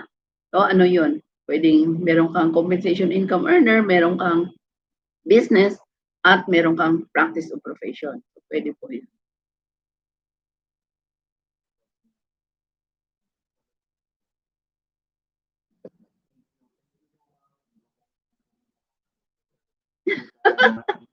You're my favorite inspiration po.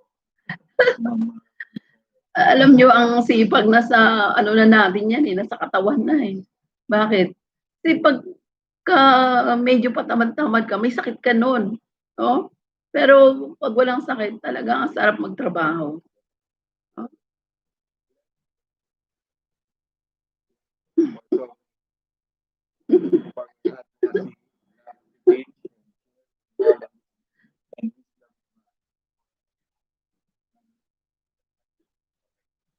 Kanino yan?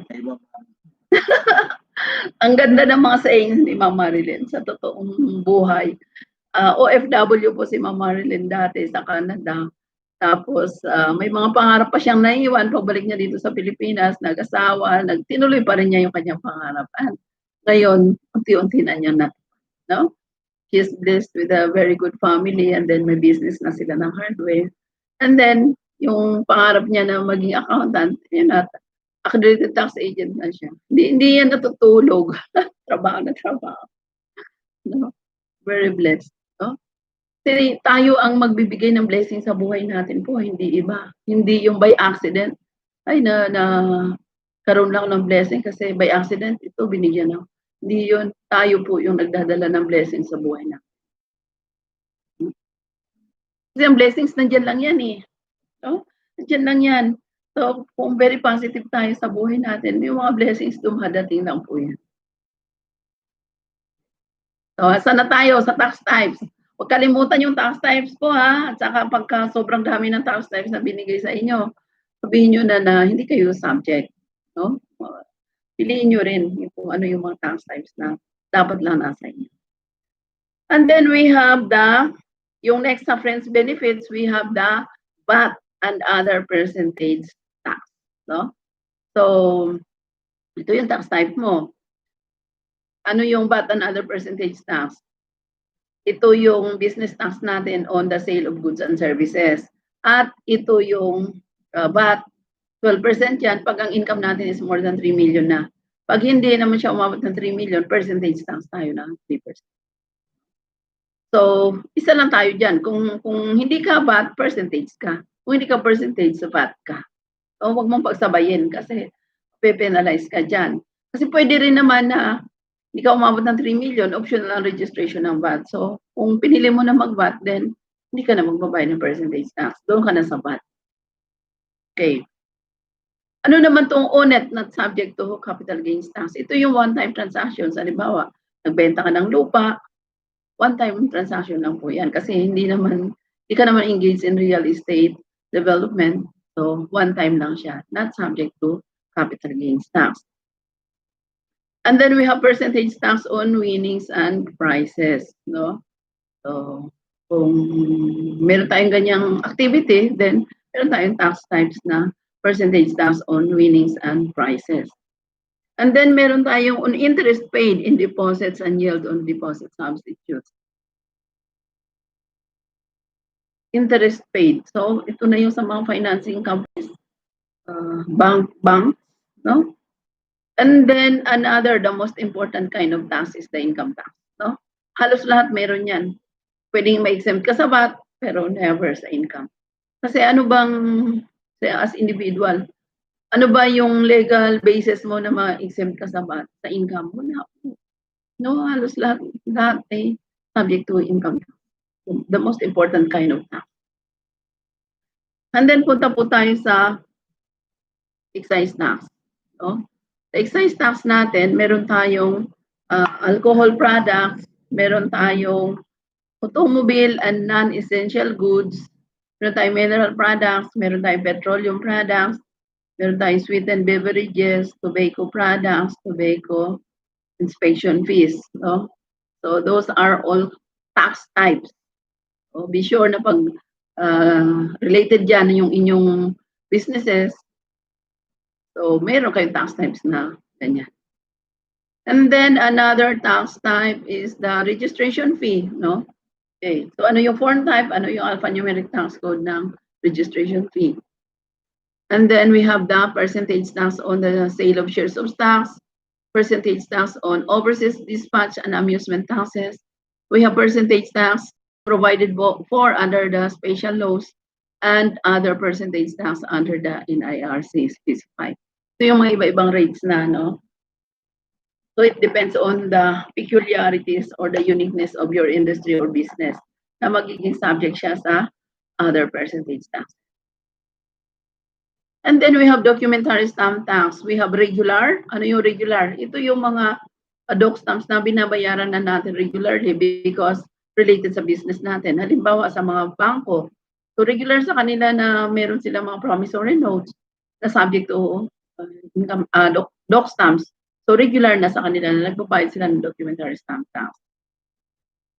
What is this one-time transactions na doc stamps? Ito yung mga one-time transactions na halimbawa nagbenta ka ng lupa mo, so nagkaroon ka ng deed of sale, subject po yan sa documentary stamp tax. But one time lang kasi hindi naman araw-araw nagbebenta, no? Sometimes once in a lifetime transaction lang yan. And then we have capital gains on real property, no? And then we have capital gains also on stocks. And then we have donor tax, we have estate tax, and then we have miscellaneous tax. Ano itong mga miscellaneous taxes na to? No? and then others. Specify. Okay? Saan na tayo? Ilang page na to? Second page pa rin. Sobrang pindot eh. Okay. So, dito na tayo sa page 3. Ano tong i-require sa atin sa page 3? Ito yung part 6, the authority to print. Kaya maganda itong 1901 ngayon, kumpleto na, nasa isang application na lang lahat, no? Yung authority to print. Dati, ibang form pa yan eh. 1900. Ngayon, nasa 1901 na lahat. Part 6, authority to print, no? Authority to print receipts and invoices. So, line number 40A, the printer's name. Mind you, yung mga printers po ngayon, hindi lahat ng printers pwede mag-print ng resibo, only those who are accredited by the BIR. Why? Kasi meron ng mga standard requirements ang resibo, so hindi basta-basta printer ka, pwede ka na mag-print ng resibo. Upa-accredit ka muna sa BIR. And then we have printer's accreditation number. We have date of accreditation, month, date, and year. So supply also the printer's name, the registered address ng printer. So unit, room, very specific also, fill up the available space. The contact number and the email address. And the manner of receipt or invoices. Bound, loose leaf, or others. Okay. Just like books of accounts, yung receipts or invoices follows also po ng mode natin of recording. So ano ba yung gusto natin, yung ginamit natin? Manual, loose leaf, or computerized. So ganun din po yung mode of issuing receipts natin. Kaya nakalagay dito, manner of receipt or invoices. Okay, so description of receipts and invoices. Description, ano pa siya? Pinaka-basic natin is the official receipt and the sales invoice. So, sales invoice, sale of goods, official receipt, sale of services. And then we have the type, no? VAT or non-VAT ba yung resibo na pinapagawa natin. And then the number of boxes or booklets, no? Loose or bound. The number of sets per box or booklet, no? Yung number of sets, and then the number of copies per set, and then the serial number start and the end, no? So, ang isang booklet, 50 receipts yan. So, 50 numbers yan. No? So, yan po yung control. Kalagay lahat dito. Okay. Okay.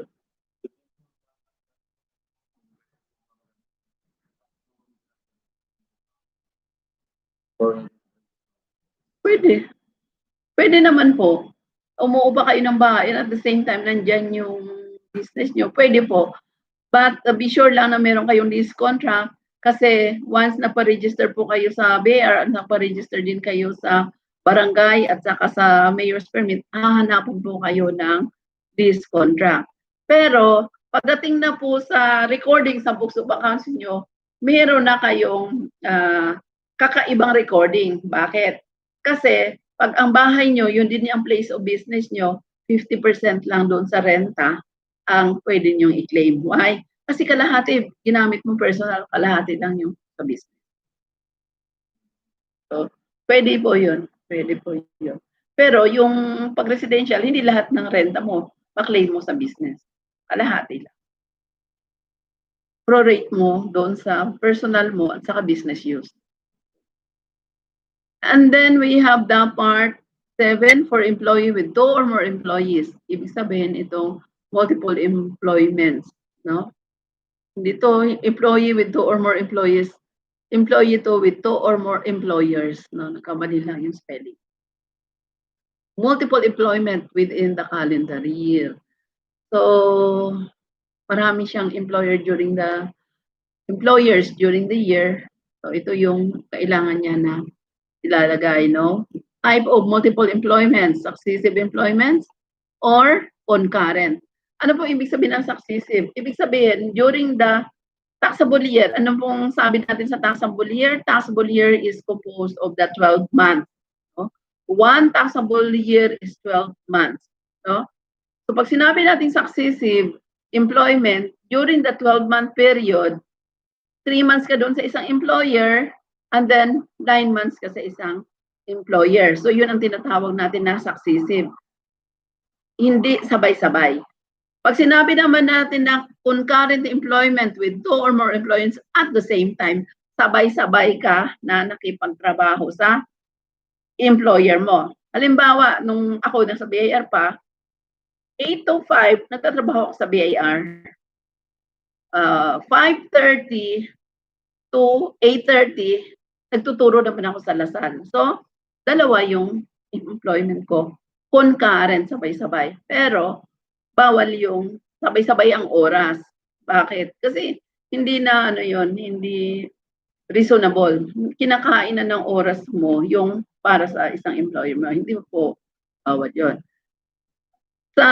Nung nangyari sa akin kasi yan, nasa Bacolod pa ako, wala akong traffic doon.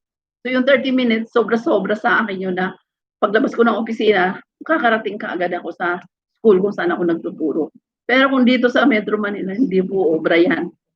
Kasi yung 2 oras kakainin mo nasa traffic.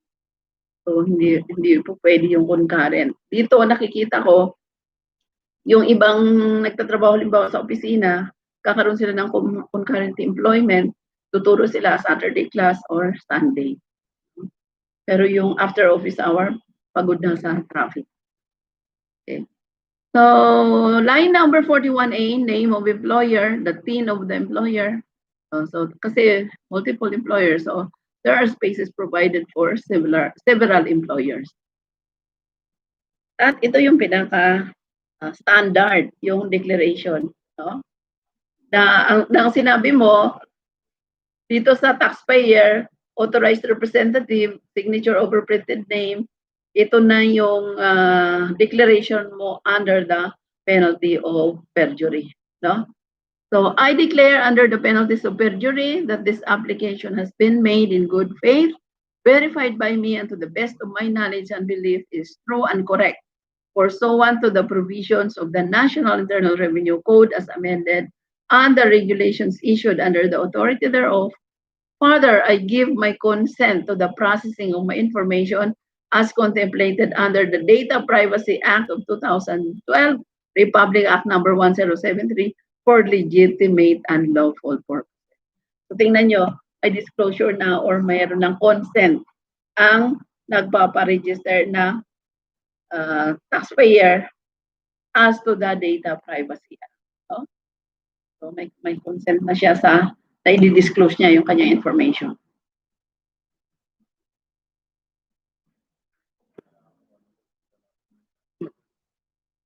Okay.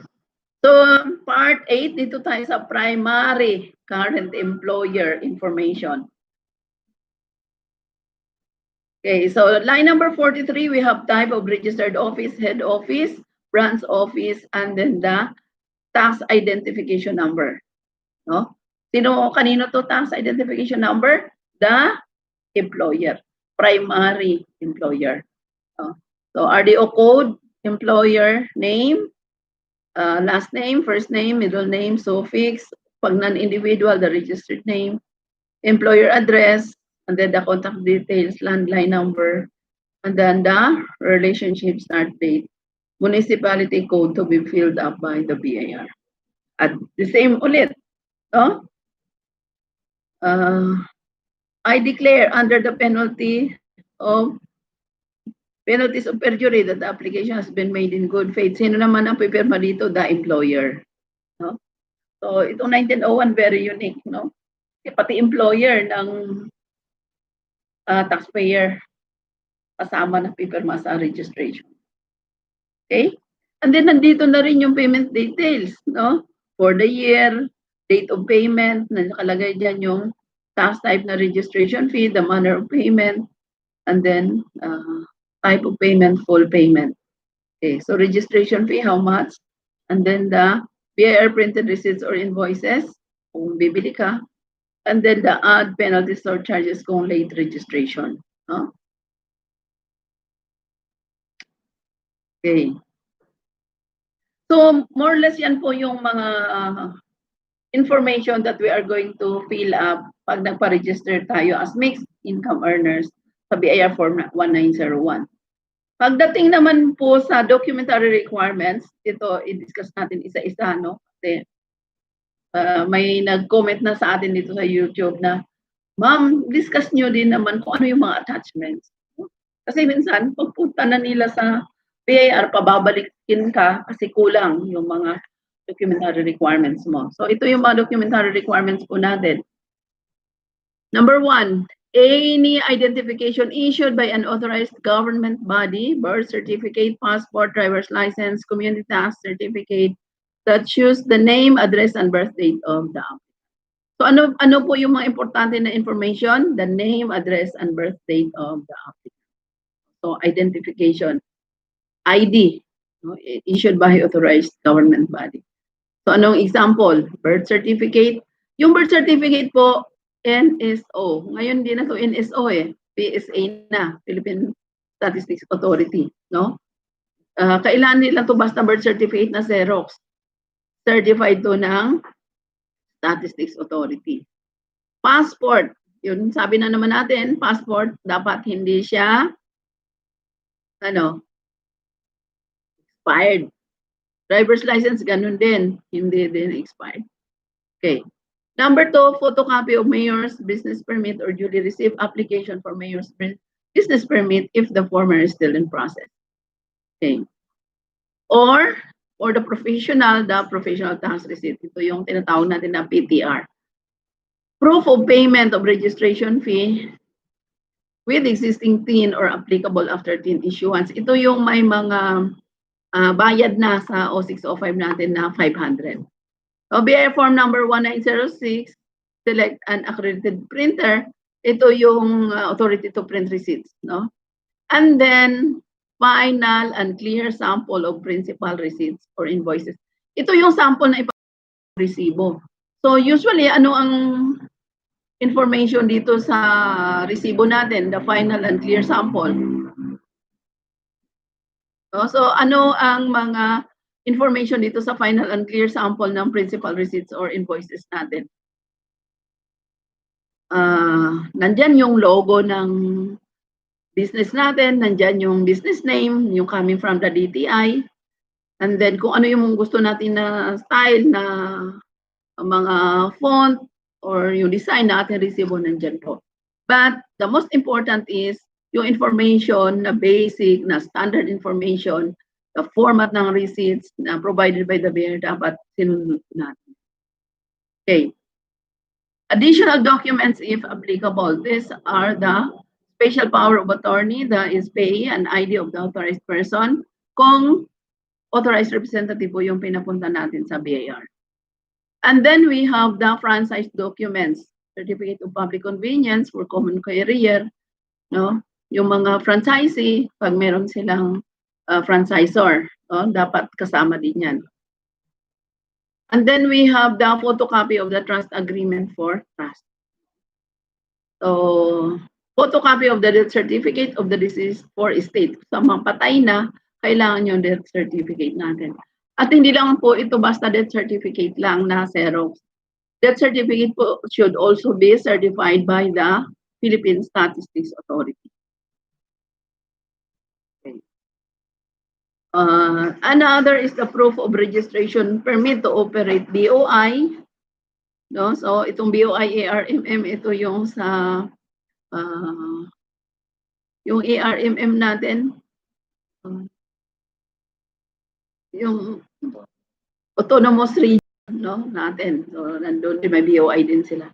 And then we have the PESA. PCDA, ito yung mga agencies natin na nagbibigay ng mga preferential tax rates, no, under the SDMA. May mga charter yan sila na mga special laws that gives preferential rate in the payment of tax.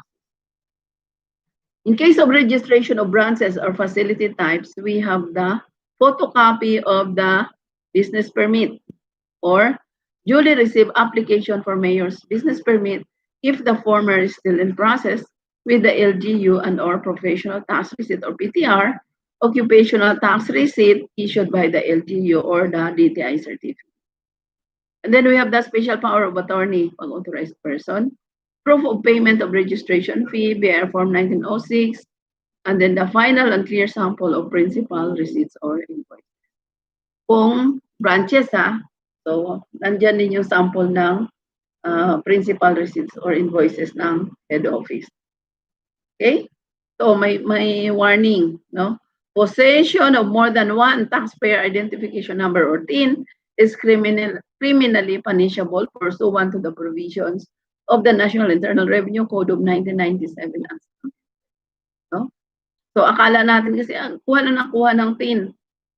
Nakalimutan na kung ano yung TIN na nakuha noon. Kuha na naman ulit. Punishable po ang pagkuha ng maraming TIN.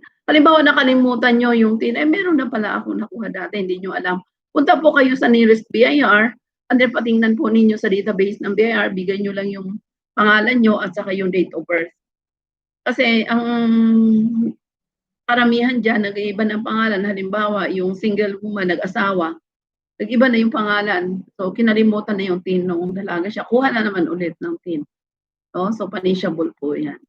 Punta kayo sa BIR and then magtanong kayo doon sa registration, tanong nyo kung ano yung TIN ninyo. Hindi yun nawawala po sa BIR. Kagaya din yan ng open case na hindi nawawala. Ang TIN din po, since nagkaroon na ng computerized accounting system ang BIR, nandun na po yun sa database ng BIR. No? Since late 1990s po ang registration system ng BIR, nandyan pa yan.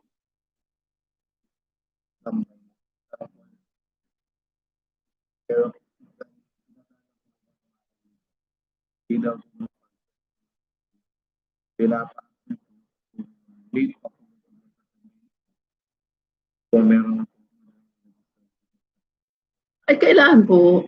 Kasi ang nasa online, primary lang po yan, pagkuha lang yan ng TIN. But the secondary, kagaya ng pagpatatak ng libro, pagpagawa ng resibo, kailangan punta po kayo sa BIR. So it's not enough ang online registration. Kailangan pa po pumunta sa BIR mismo.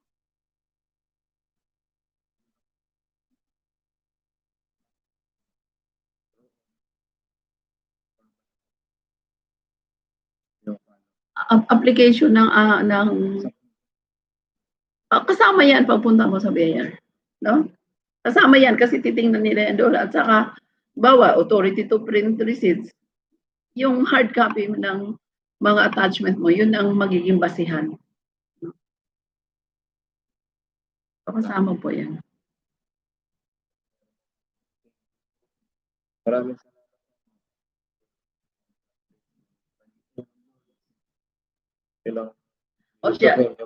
shout out tayo kay N Lords, no? M Lords. Okay, shout out po, hello and good evening. Alam nyo, ang daming generous na tao out there, no? Akala natin, mas marami po mababait na tao na nandyan. No?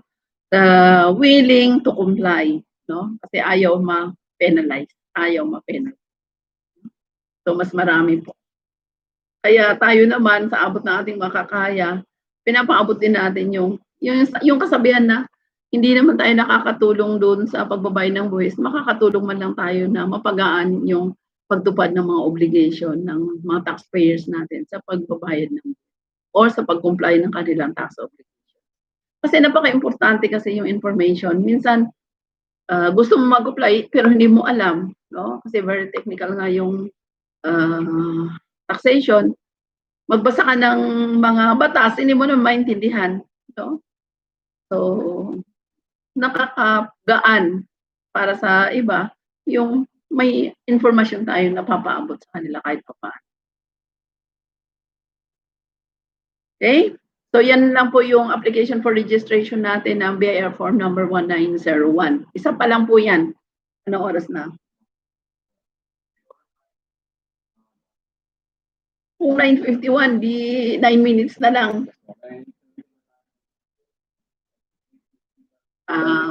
Kaya nga, walang anuhan to eh. Sige. Sige, next, ano na tayo, 1901, 1902 na. Exit na to. Ito, dito. Close. Ayaw. Mahagal talaga yung internet natin ito. Ay, 1901 pa rin yan. Asan yung 1902? Ito.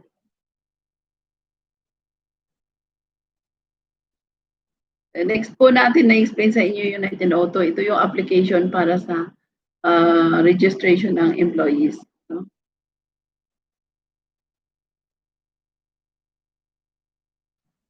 Okay. So, ano tong application for registration na BIR form number na 1902? This is also enhanced noong January 2018, and this is about the application for registration of individual earning purely compensation income, local and alien employee. No? So, fill up natin itong form na to, and then dito sa portion sa taas, new TIN to be issued if applicable ng BIR. Kung wala pa tayong TIN, then itong space na nandito sa taas, dito ilalagay ng BIR yung TIN na ma-generate niya para sa registration. So line number 1, we have PhilSys number, same also with the 1901. Ito yung PhilSys number na bago na magiging mandatory to starting July. No? And then line number 2, we have taxpayer type, local, resident alien, or spatial non-resident alien. So anong klase ba siya na taxpayer? And then the BIR registration date, RDO code. And then we have the taxpayer's name. Simple lang po itong application for registration ng employee. No, kasi bakit? Ito lang tax type nito yung compensation lang. Okay. So what are the information needed? The taxpayer's name, last name, first name, middle name, suffix, the gender, and then the civil status. No? Single, married, widower, and legally separated. And then we have the date of birth, place of birth, mother's maiden name, first name, middle name, last name. Mapapansin natin, personal lang po na mga information ang kailangan dito. Why? Kasi information lang to ng employee. Wala po itong business. No? So father's name, citizenship, other citizenship, kung halimbawa, marami siyang citizenship, dual halimbawa. No? Then we have local residence address, unit room, very specific, fill it up, ang dami mo fill up, no? Unit room, floor, building, building name, lot, block, face, house number, street number, subdivision, village, barangay, town, district, municipality, province, zip code, no? And fill up also the foreign address. And then we have municipality code to be filled up by the BIR. Tingnan natin ang tax type pa. Isa lang. The tax type is income tax and the form type is BIR form number 1700. So kung mapapansin po ninyo, doon sa ating mga videos na ginawa, meron na tayong guide doon on how to fill up BIR form number 1700.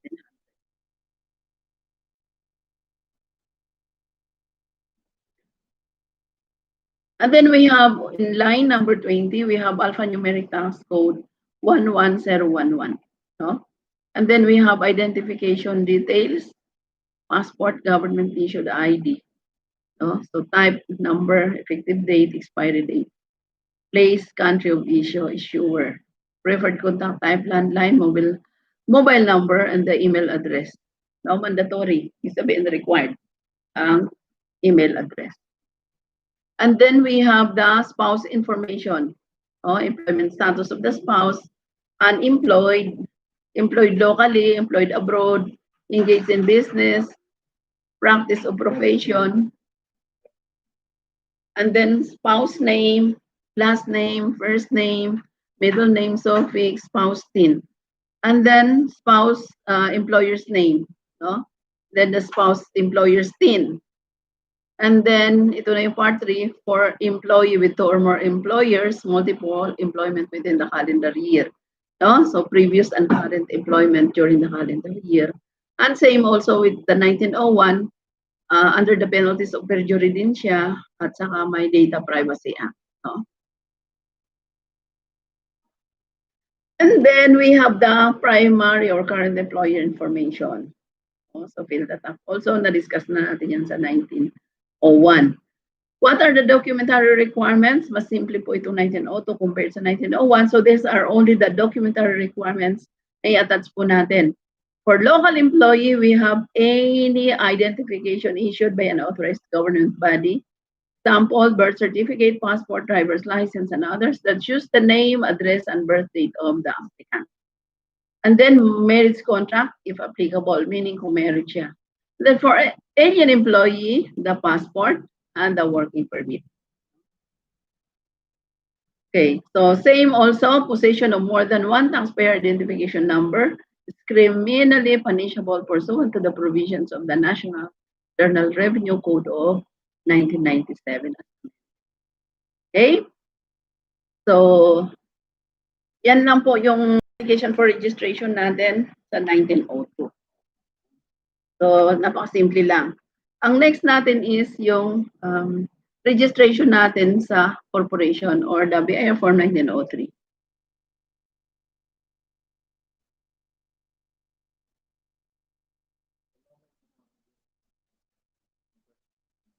Okay. Kasi document client Mm.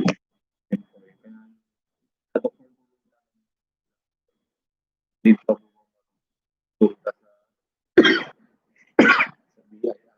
Excuse me ha. Dali lang. Okay, sagot. Ubo lang ako.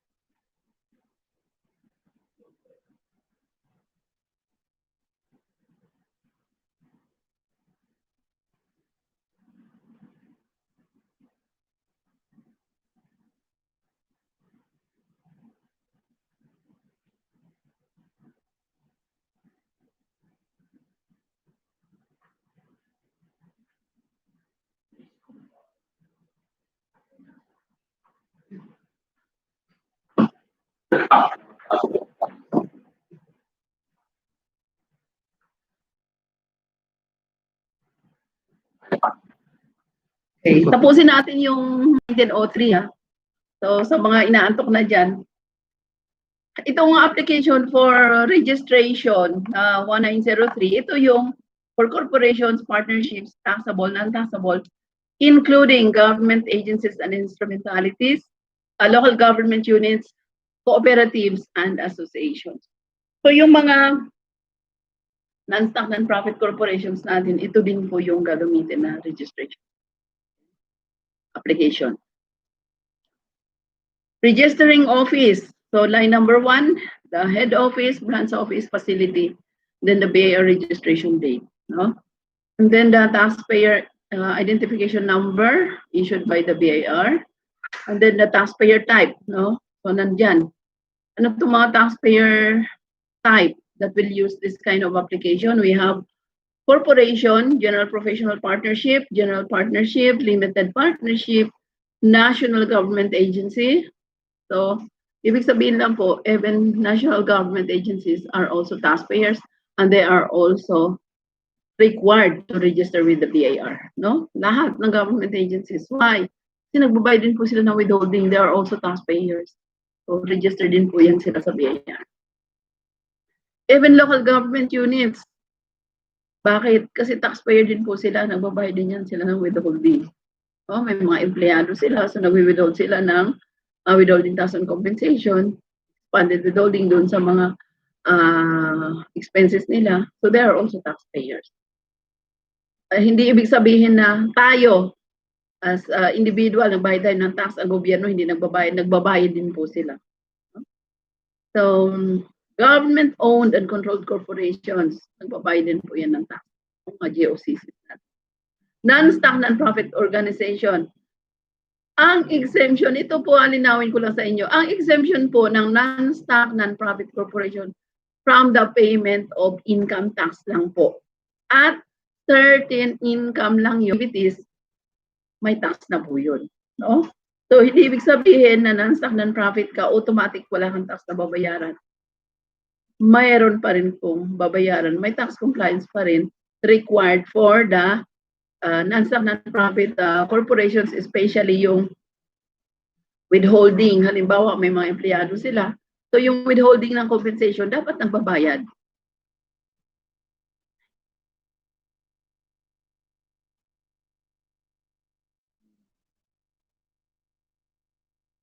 Regional operating headquarter, regional or area headquarter, joint venture, cooperatives, no? Cooperatives should also register here. Yung cooperative ba, automatic talaga na walang tax na babayaran? Hindi rin po. Yung cooperative transacting with non-members are required to pay tax, no? So, resident foreign corporation, non-resident foreign partnership, non-resident foreign corporation, foreign embassy, and international organization. Yay.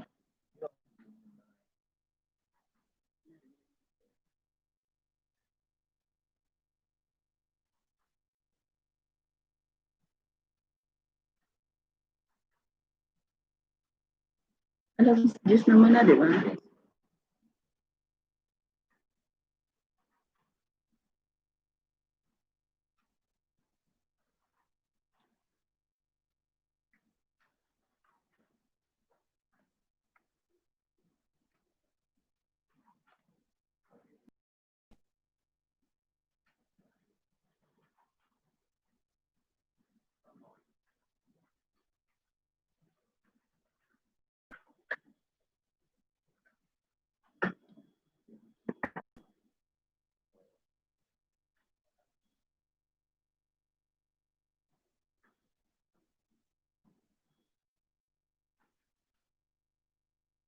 Wala na akong nanonood. Meron mo, 14. Kailangan pa ng nanonood pa rin.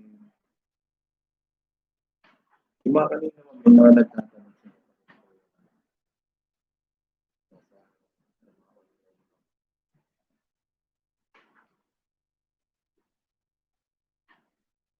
Wala. Kaya naman, nasa 20 na tayo.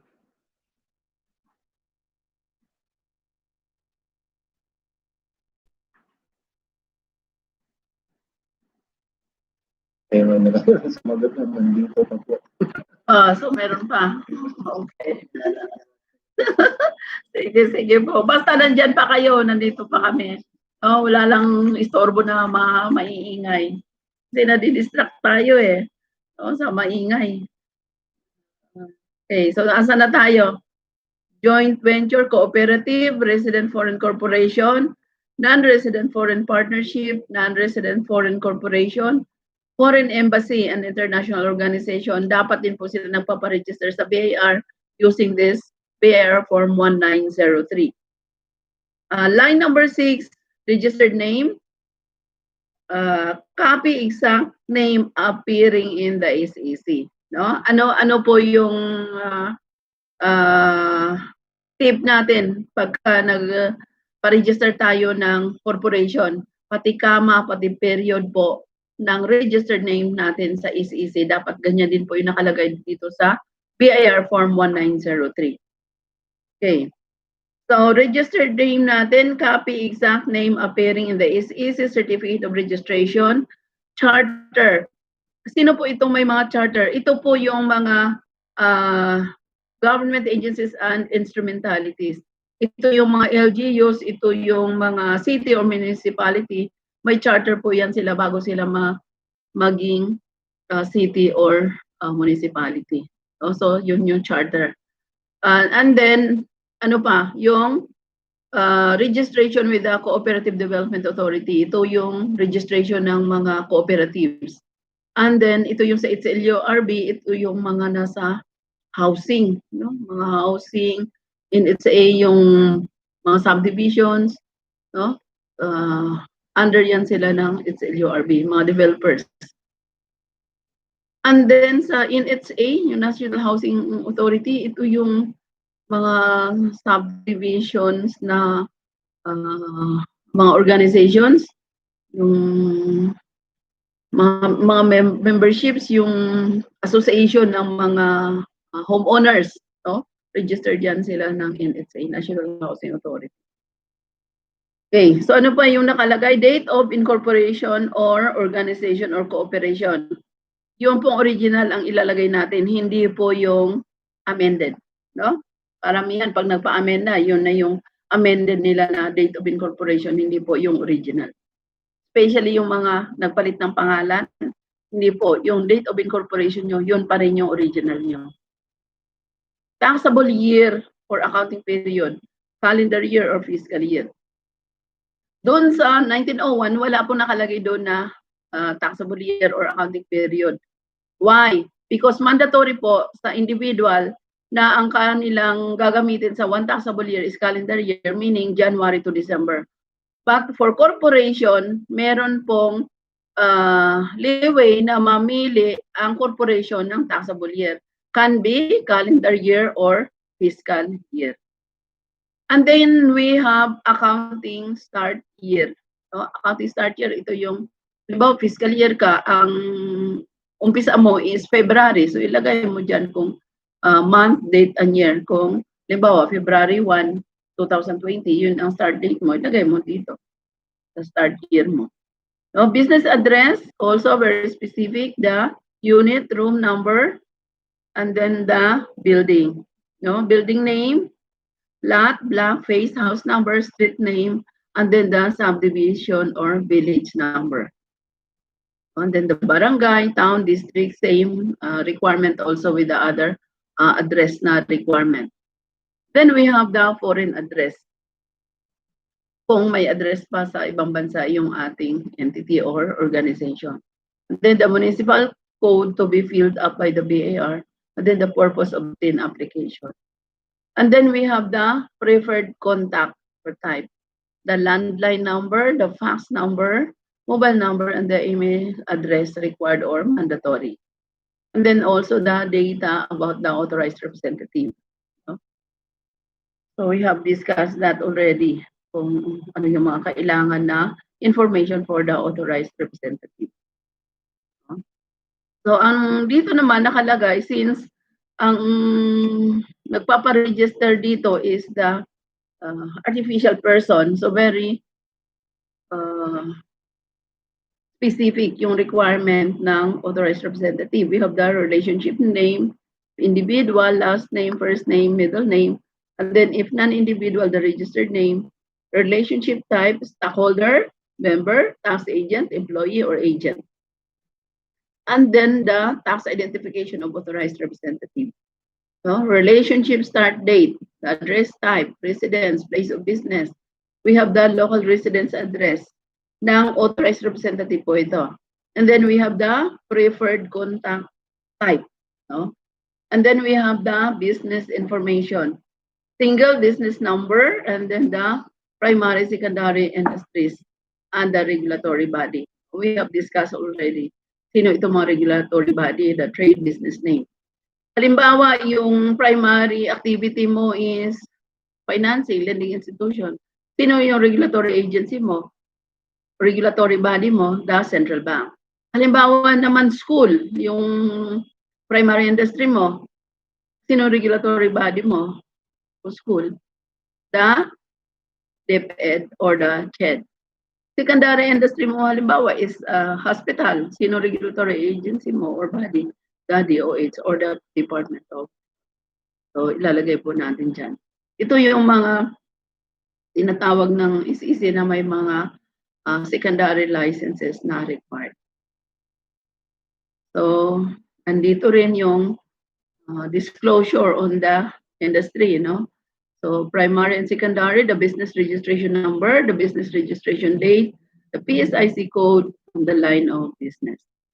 And then the incentive details kung meron, Investment promotion, the legal basis, the incentive granted, the number of years, the incentive start date, incentive end date, details of registration or accreditation from to, and then the registration accreditation number, effectivity date, date issued, registered activity, and then tax regime, regular, special, or exempt. And then the activity start date and the activity end date. Saan ito makikita itong mga information na to? Galing po sa certificate of registration natin with the administrative body or regulatory body kung saan po tayo naka-register. Facility details, we have discussed this already, the facility code and the facility address na requirement. And then part 5, we have also the tax types. Kasi yung tax types natin, kahit nasabihin natin na government ka or corporation ka, you are compensation kung meron kang empleyado, funded kung meron kang expenses subject to expanded withholding tax. Then final withholding tax, friends benefits, VAT and other percentage, and then the one-time transaction, percentage tax on winnings, the interest paid, and of course, even government, basta nag-earn po sila ng taxable na income, they're also subject to income tax. And then we have excise tax also. Alcohol products, automobile, cosmetics procedures. Magkakaroon po tayo ng episode on the excise taxes, especially itong mga cosmetics procedures. Magkaroon po tayo ng explanations dyan kasi bago po ito, sino yung dapat magbayad. And then we also have the mineral products, petroleum products, sweetened beverages, bago din po ito, tobacco products, tobacco inspection fees. We also have registration fee, the percentage taxes on stocks, overseas dispatch and amusement taxes. We have also percentage taxes under special laws and other percentage taxes. We have documentary stamp tax on regular and one-time transactions, on capital gains, on real property, capital gains on stocks, donors tax, and then the estate tax, and the miscellaneous tax, PCI, and others. And then we also have the authority to print. Sino yung printer natin, the printer's name, the printer's tin, and then we have the accreditation number, and then the description of receipts. We have discussed this kanina, same lang na requirements with the PIF Form 1901. And then, ito yung unique dito. Kasi, sabi natin, corporation ito. And then, meron tayong information from the Securities and Exchange Commission. So, dati hindi po ito hinahanap ng BIR. Ngayon, meron na. Ano to? The stockholders, partner, or member information. So, anong nakalagay dito? Sa line number 29, stockholders, partner, members, and name. And then, 29A nakalagay dyan. Ano yung last name, first name, middle name, suffix, at saka tax identification number po ng stockholders, partner, or name. And it is tama, correct yung linalagay natin dito sa application for registration. And then, sinong pipirma dito? Dalawa, The President, Vice President, Principal, Officer, Accredited Tax Agent, title, position of signatory, the TIN of the signatory, tax agent account number, attorney's role, if applicable, date of issuance, date of expiry. Isa lang pala ang signatory. Kailangan lang itong mga information na ilalagay natin. And then details of payment. Kailan bayad yung registration fee? Dito sa documentary requirements, napakarami po documentary requirements ang corporation. Why? Sabi ko nga sa inyo, because the corporation is an artificial being. So, nabuhay lang siya because of the operation of law. Batas lang ang nagbigay sa kanya ng buhay. Kaya ang dami pong requirements. Ano yung mga requirements? Photocopy of SEC certificate of corporation or photocopy of certificate of recording in case of partnership or photocopy of license to do business in the Philippines in case of foreign corporation. Kasi ang foreign corporation, kailangan po para makapaggawa siya ng business dito sa Pilipinas ay meron siyang license to do business. So, and then we have the other requirements, articles of incorporation or articles of partnership or kung cooperative, articles of cooperation. No? So, mayor's permit, bearer form 1906 for the accredited printers, the sample ng principal receipts or invoices. And then the additional documents, if applicable, the board resolution indicating the name of the authorized representative and the secretary certificate in case of authorized representative. Pagka corporation po, board resolution, secretary certificate ang ibibigay natin sa authorized representative. Pero sa individual is pay or the special power of attorney. Remember, ang corporation wala pong special power of attorney. Ang individual lang. So we also have requirement, franchise documents, kung common carrier na may mga franchise. So, and then the memorandum of agreement for joint venture. And then the franchise agreement. Certificate of authority if barangay micro-business enterprises, yung mga BMBA na nag-a-avail po ng exemption natin sa tax using the BMBA.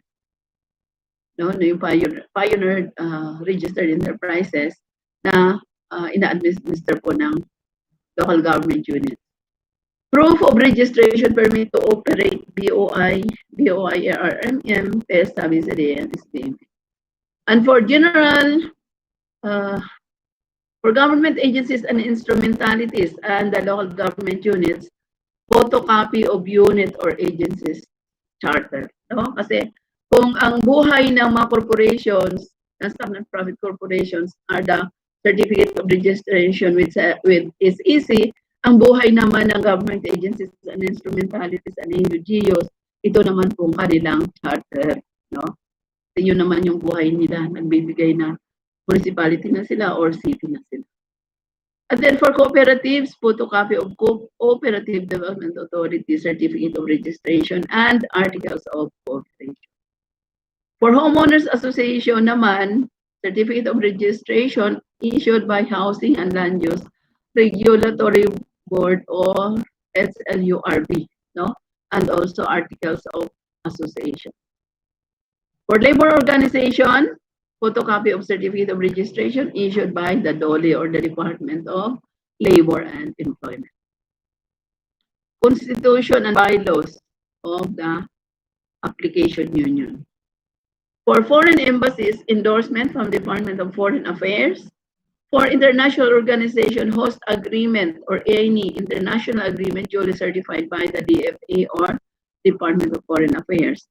In case of registration of branches or facility types, kailangan din po natin yung photocopy of mayor's business permit, and then the board resolution and secretary certificate in case of authorized representative, proof of payment of annual registration fee to yung 500 pesos, BIR Form 1906, application to ng permit to print receipts, and the final and clear sample of principal receipts or invoice. Okay, so bawal din po ang possession ng multiple TIN sa mga corporations. Okay, so we have discussed the 3 application form for registration. We have the BIR Form 1901, ito yung application ng mga mixed income earners, professionals. At ano yung importante doon, i-choose nyo na kung gusto niyo ng option rate na 8%, sabihin nyo na po doon para ma-classify na kayo as qualified doon sa option rate na 8%. And then, next natin na discuss is the BIR Form 1902, yung application for registration ng mga employees. No? And then, ito yung application for registration ng mga corporations, partnership, taxable or non-taxable, local government units, application for registration BIR Form number 1903. So we have discussed to you the line item ng mga kailangan na i-fill up natin sa registration at kung paano natin i-fill up at saka kung ano pa yung mga attachment or documents. So ang tanong, saan manggagaling itong mga informasyon na ilalagay natin? Sa inyo po dahil kayo po yung nakakaalam. So hindi lang naman po basta-basta nag-fill up tayo ng mga information dito po sa registration. Dapat yung mga informasyon na dapat supported ng official documents, dapat supported po yun. Kagaya na lang halimbawa ng business name natin sa DTI. May domestic trade and industry po tayo na application and approve yung paggamit natin ng ating business name. So yun po yung mga tinatawag natin na official documents. And then for the attachment, isa-isa din po natin sa inyo, ano yung mga attachment na dapat naka-attach dito sa application for registration natin. Bakit? Para pagpunta natin sa BR, hindi na po tayo pabalik-balik. Why? Kasi it's so tedious na pagpunta natin sa BR, and the reason na hindi tayo na-process yung application natin is because kulang yung ating attachment. So, kumpletuhin na po natin. Especially, alam nyo ano yung mga kulang palagi, yung sample ng resibo, nawala. So, hindi nagawa, pabalik-balik pa para maibigay yun sa printer at makapag-imprint na resibo, which is one of the requirements dito sa application for registration. At yung isa pa na dapat din po meron dito, yung books of accounts, no? Kasi dapat sabay na yan eh, pagpa-register natin sa BIR, pagpa-register na rin tayo ng books of accounts. For VAT taxpayers, 6 yung requirements sa kanila kasi kasama pa doon yung subsidiary sales book, subsidiary purchase book. But for non-VAT taxpayers, pwede ng 4, cash receipt, cash disbursement, journal, and ledger. Yung iba daw, binibigyan sila ng 2 lang. So, nasa sa inyo po yun kung tanggapin ninyo yung 2, pero para sa akin, standard po talaga yung 4. No? So, cash receipt, cash disbursement, journal, and ledger. Okay? At least yun, kompleto yung records nyo. No? We have the book of original entry na journal, and then meron kayong ledger, yung summary, the accounts, then meron kayong cash receipt, cash disbursement, so nakasulat yung mga resibo nyo or number, and then naka-classify kung anong klaseng mga account. Bakit? Kailangan po natin yun. Every time na magpa-file na po tayo na ating tax types na requirement po ng BIR, so kailangan na po and the receipts for the transaction. For those who are online sellers, pagka kayo po ay individual lang ang inyong ipa-register, hindi corporation, so you use the 1901 form. Pag kayo naman ay corporation, gusto nyo incorporate yung inyong business, then you use BIR form 1903. Wag po kayong gumamit ng BIR form 1902 kasi para lang po yun sa employee. Okay?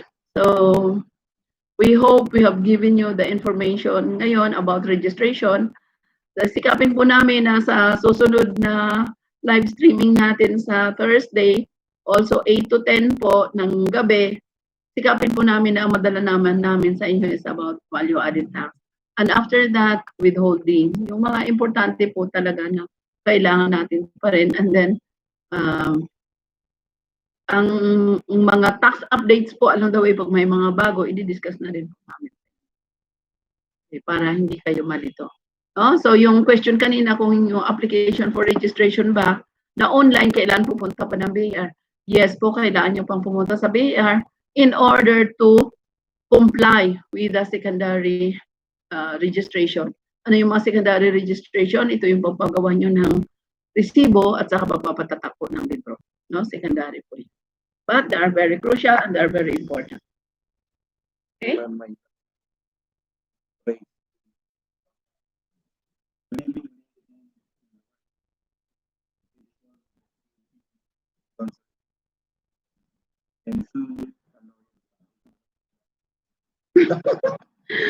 Humihinga pa kaya ako.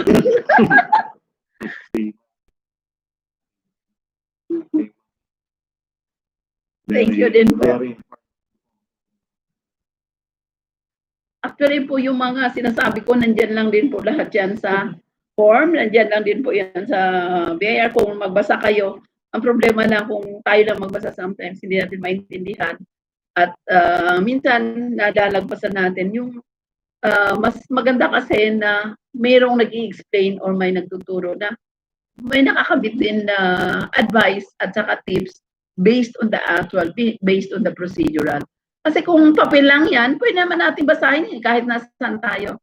But yung mga in between na mga proseso, yun ang hindi natin makikita kung nagbasa lang tayo. So, nakakatulong pa rin. Kaya para sa akin, wala din substitute talaga sa yung nag-aaral ka na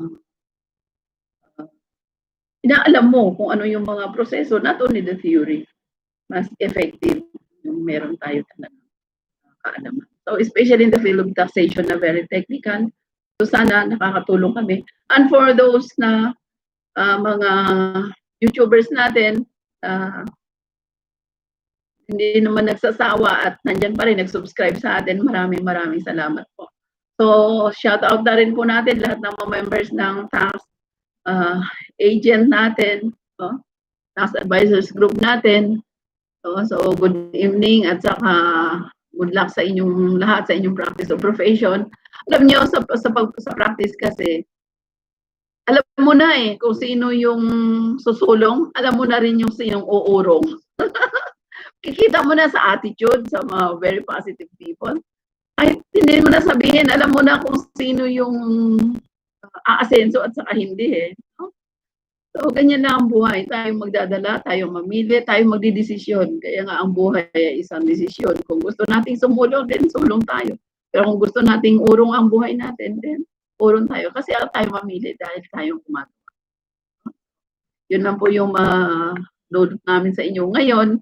Alam po, inaantok na rin yung iba. Masarap matulog kasi malamig. No? So, good luck po sa inyong lahat. At saka pagod pa sa katatapos lang ng deadline sa income tax. Marami pa po pagod. Pati ako pagod pa rin. At meron pa mga pahabol na mga financial statements na hindi pa tapos. So, pero tatapusin natin yan. And the deadline is June 30 sa pagpapatapos po ng ating mga financial statements attachment.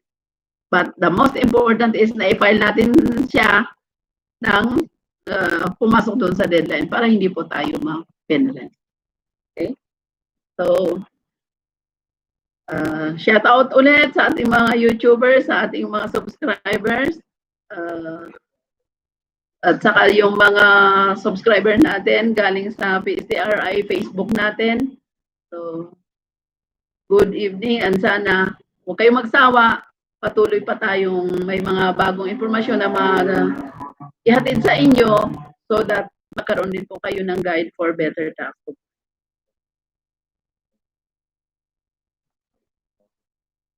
Open pa po yung aming online bookkeeping seminar na 2 days. No? Ano po ba yung matutunan natin sa 2 days free bookkeeping seminars? Ito din po yung tinuturo natin sa face-to-face na siguro nakandak na po namin to ng 4 times. No? Kung hindi lang nagkaroon ng lockdown, monthly po namin itong ginagawa every end of the month. No? So we have participants as far as Tugigaraw, as far as Subic, as far as Batangas, Mindoro, no, pumupunta pa sila dito. So ngayon, kahit nandun kayo sa Zamboanga, sa Mindanao, kahit doon kayo sa dulo, marireach out na namin kayo. Bakit? Kasi sa online na po tayo magkita-kita. Hindi na kailangan mamasahe kayo, magbubuk pa kayo dito ng hotel, magbabiyahe pa ng 12 hours para makarating na po sa ating seminar. Kaya malaking bagay din itong online, no, yung facilities natin na kamit natin dito sa online training. Kasi kahit nasa malayo kayo, pwede pa rin kayo mag-participate and you get the same information na makukuha ninyo kahit face-to-face. So ano po ba yung pwede natin makakuha dito sa free online bookkeeping seminars natin? Yung day 1 natin, we have the revenue regulations on bookkeeping. Ano to? Didiscuss natin sa inyo yung revenue regulations VIDAS 1, kung bakit yung ibang mga establishment wala silang resibo at pag bumili kayo doon, tanggap din naman ng BIR na wala kayong resibo kasi inalaw kayo ng batas na walang resibo. So, and then discuss natin ulit yung RMC na 60-20-20 sa mga online sellers. Siguro magkaroon tayo ng mga recommendations on how to register sa kanila at saka kung ano yung kanilang mga tax types na pipiliin, paano sila mamili ng kanilang mga chart of accounts and also their books of accounts para meron silang compliance. No? At saka yung recommendation ko sa mga online sellers, mag-computerized accounting system. Why? Because if you are engaged in the business ng online, dapat computerized accounting system tayo para hindi tayo mahirapan. Which is, ituturo namin yan sa second day ng free online bookkeeping seminar. Magkaroon tayo ng demo on how to use yung mga accounting softwares ngayon na bago. Magkaroon po tayo ng parang tutorial. No? At saka paano kayo mag-manage ng inyong mga information, especially yung tinatawag natin ngayon na information, yung electronic information natin, paano natin i-archive, yung ating mga email, yung mga records natin na nandyan na sa internet, yung mga tinatawag natin na e-records, paano natin yan i-archive, no? To comply with the requirements of the PAR. And then, magkaroon din tayo ng explanations on how to apply for a permit to use computerized books of accounts. Ano yung mga regulations on the computerized accounting system, no? Yung walkthrough sa accounting system. And then, yung iba-ibang software ng bookkeeping. Kasi po, dito sa tax training natin, sa TRI, Philippine School of Taxation and Research Inc., we want tax professional to be globally competitive. And we cannot be globally competitive kung hindi po tayo at par with the technology of the world. Ano yung technology of the world? We use the accounting softwares. No? Kaya ang bookkeeping natin dapat naka-computerized na rin siya para hindi tayo mahirapan. So yun po yung pag-aralan natin sa free 2 days bookkeeping seminar. So, hope yung mga hindi pa nag-register, pwede pa po kayo mag-register. So far, ilan na yung nag-register sa atin? So mga 70 yung nag-register sa atin. Although sa face-to-face natin, sa actual, nilimit lang po namin yan sa 60. Kasi maliit lang yung aming classroom. So, pero dun sa mga next namin, experience namin, yung iba hindi dumarating. So, hindi na kami nagbigay ng limit. Tinanggap na lang namin. Although, masikip pag dumating lahat. No? So, ang 2 days po natin na free bookkeeping seminar will start at 8 o'clock. 8 to 12. And then 12 to 1 break. May break din po tayo for lunch break. And then 1 to 5. No? Along the way. So, hopefully, during that time, kung hindi naman ninyo tuloy-tuloy na mapanood during the live streaming po natin, pwede naman po ninyo i-replay. Oh, may facility naman po yung YouTube na mai-replay ninyo yung ating discussions. Kaya pasalamat din po tayo sa YouTube. Thank you, YouTube, for giving us the facilities and the opportunities to reach out people out there. Kasi kung sa amin lang, we cannot afford this, no? But because of the facilities na binigay sa atin ng YouTube, so nagkaroon tayo ng ganitong channel and we reach out people. Kaya ngayon, parang na-even up na yung buhay ng tao. No? Hindi yung mayayaman lang yung nakaka-reach out. Kahit na tayo na walang pera, nakaka-reach out pa rin tayo sa ibang tao kasi may facilities tayo na nagagawa. So, thank you, YouTube, for the facilities. Okay, so thank you po sa lahat ng mga nanood. And sana wag kayong magsawa. Next time, another topic, another experience, and another knowledge. Thank you and good evening.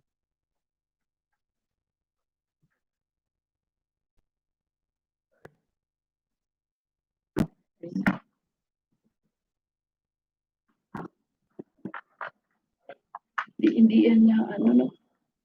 Na, rewind. O, pwede pa. Pwede.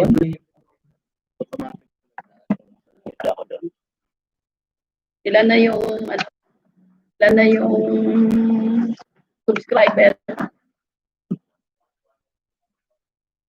Ha? Magwa 1 to na. Ano na natin, lagpasan na natin si Carpizo. Carpizo kasi, nag-umpisa tayo ng 100 pa lang, 1,000 na siya. Ngayon, 1,400 na siya, tayo 1,100 na. Ha? Ilan? 150? Oh my God. Dahil sa gawa ni Sir Eugene at saka ni Charles. Kasi nung tayo lang, hindi nga tayo nakaka-100 a day. Di ba?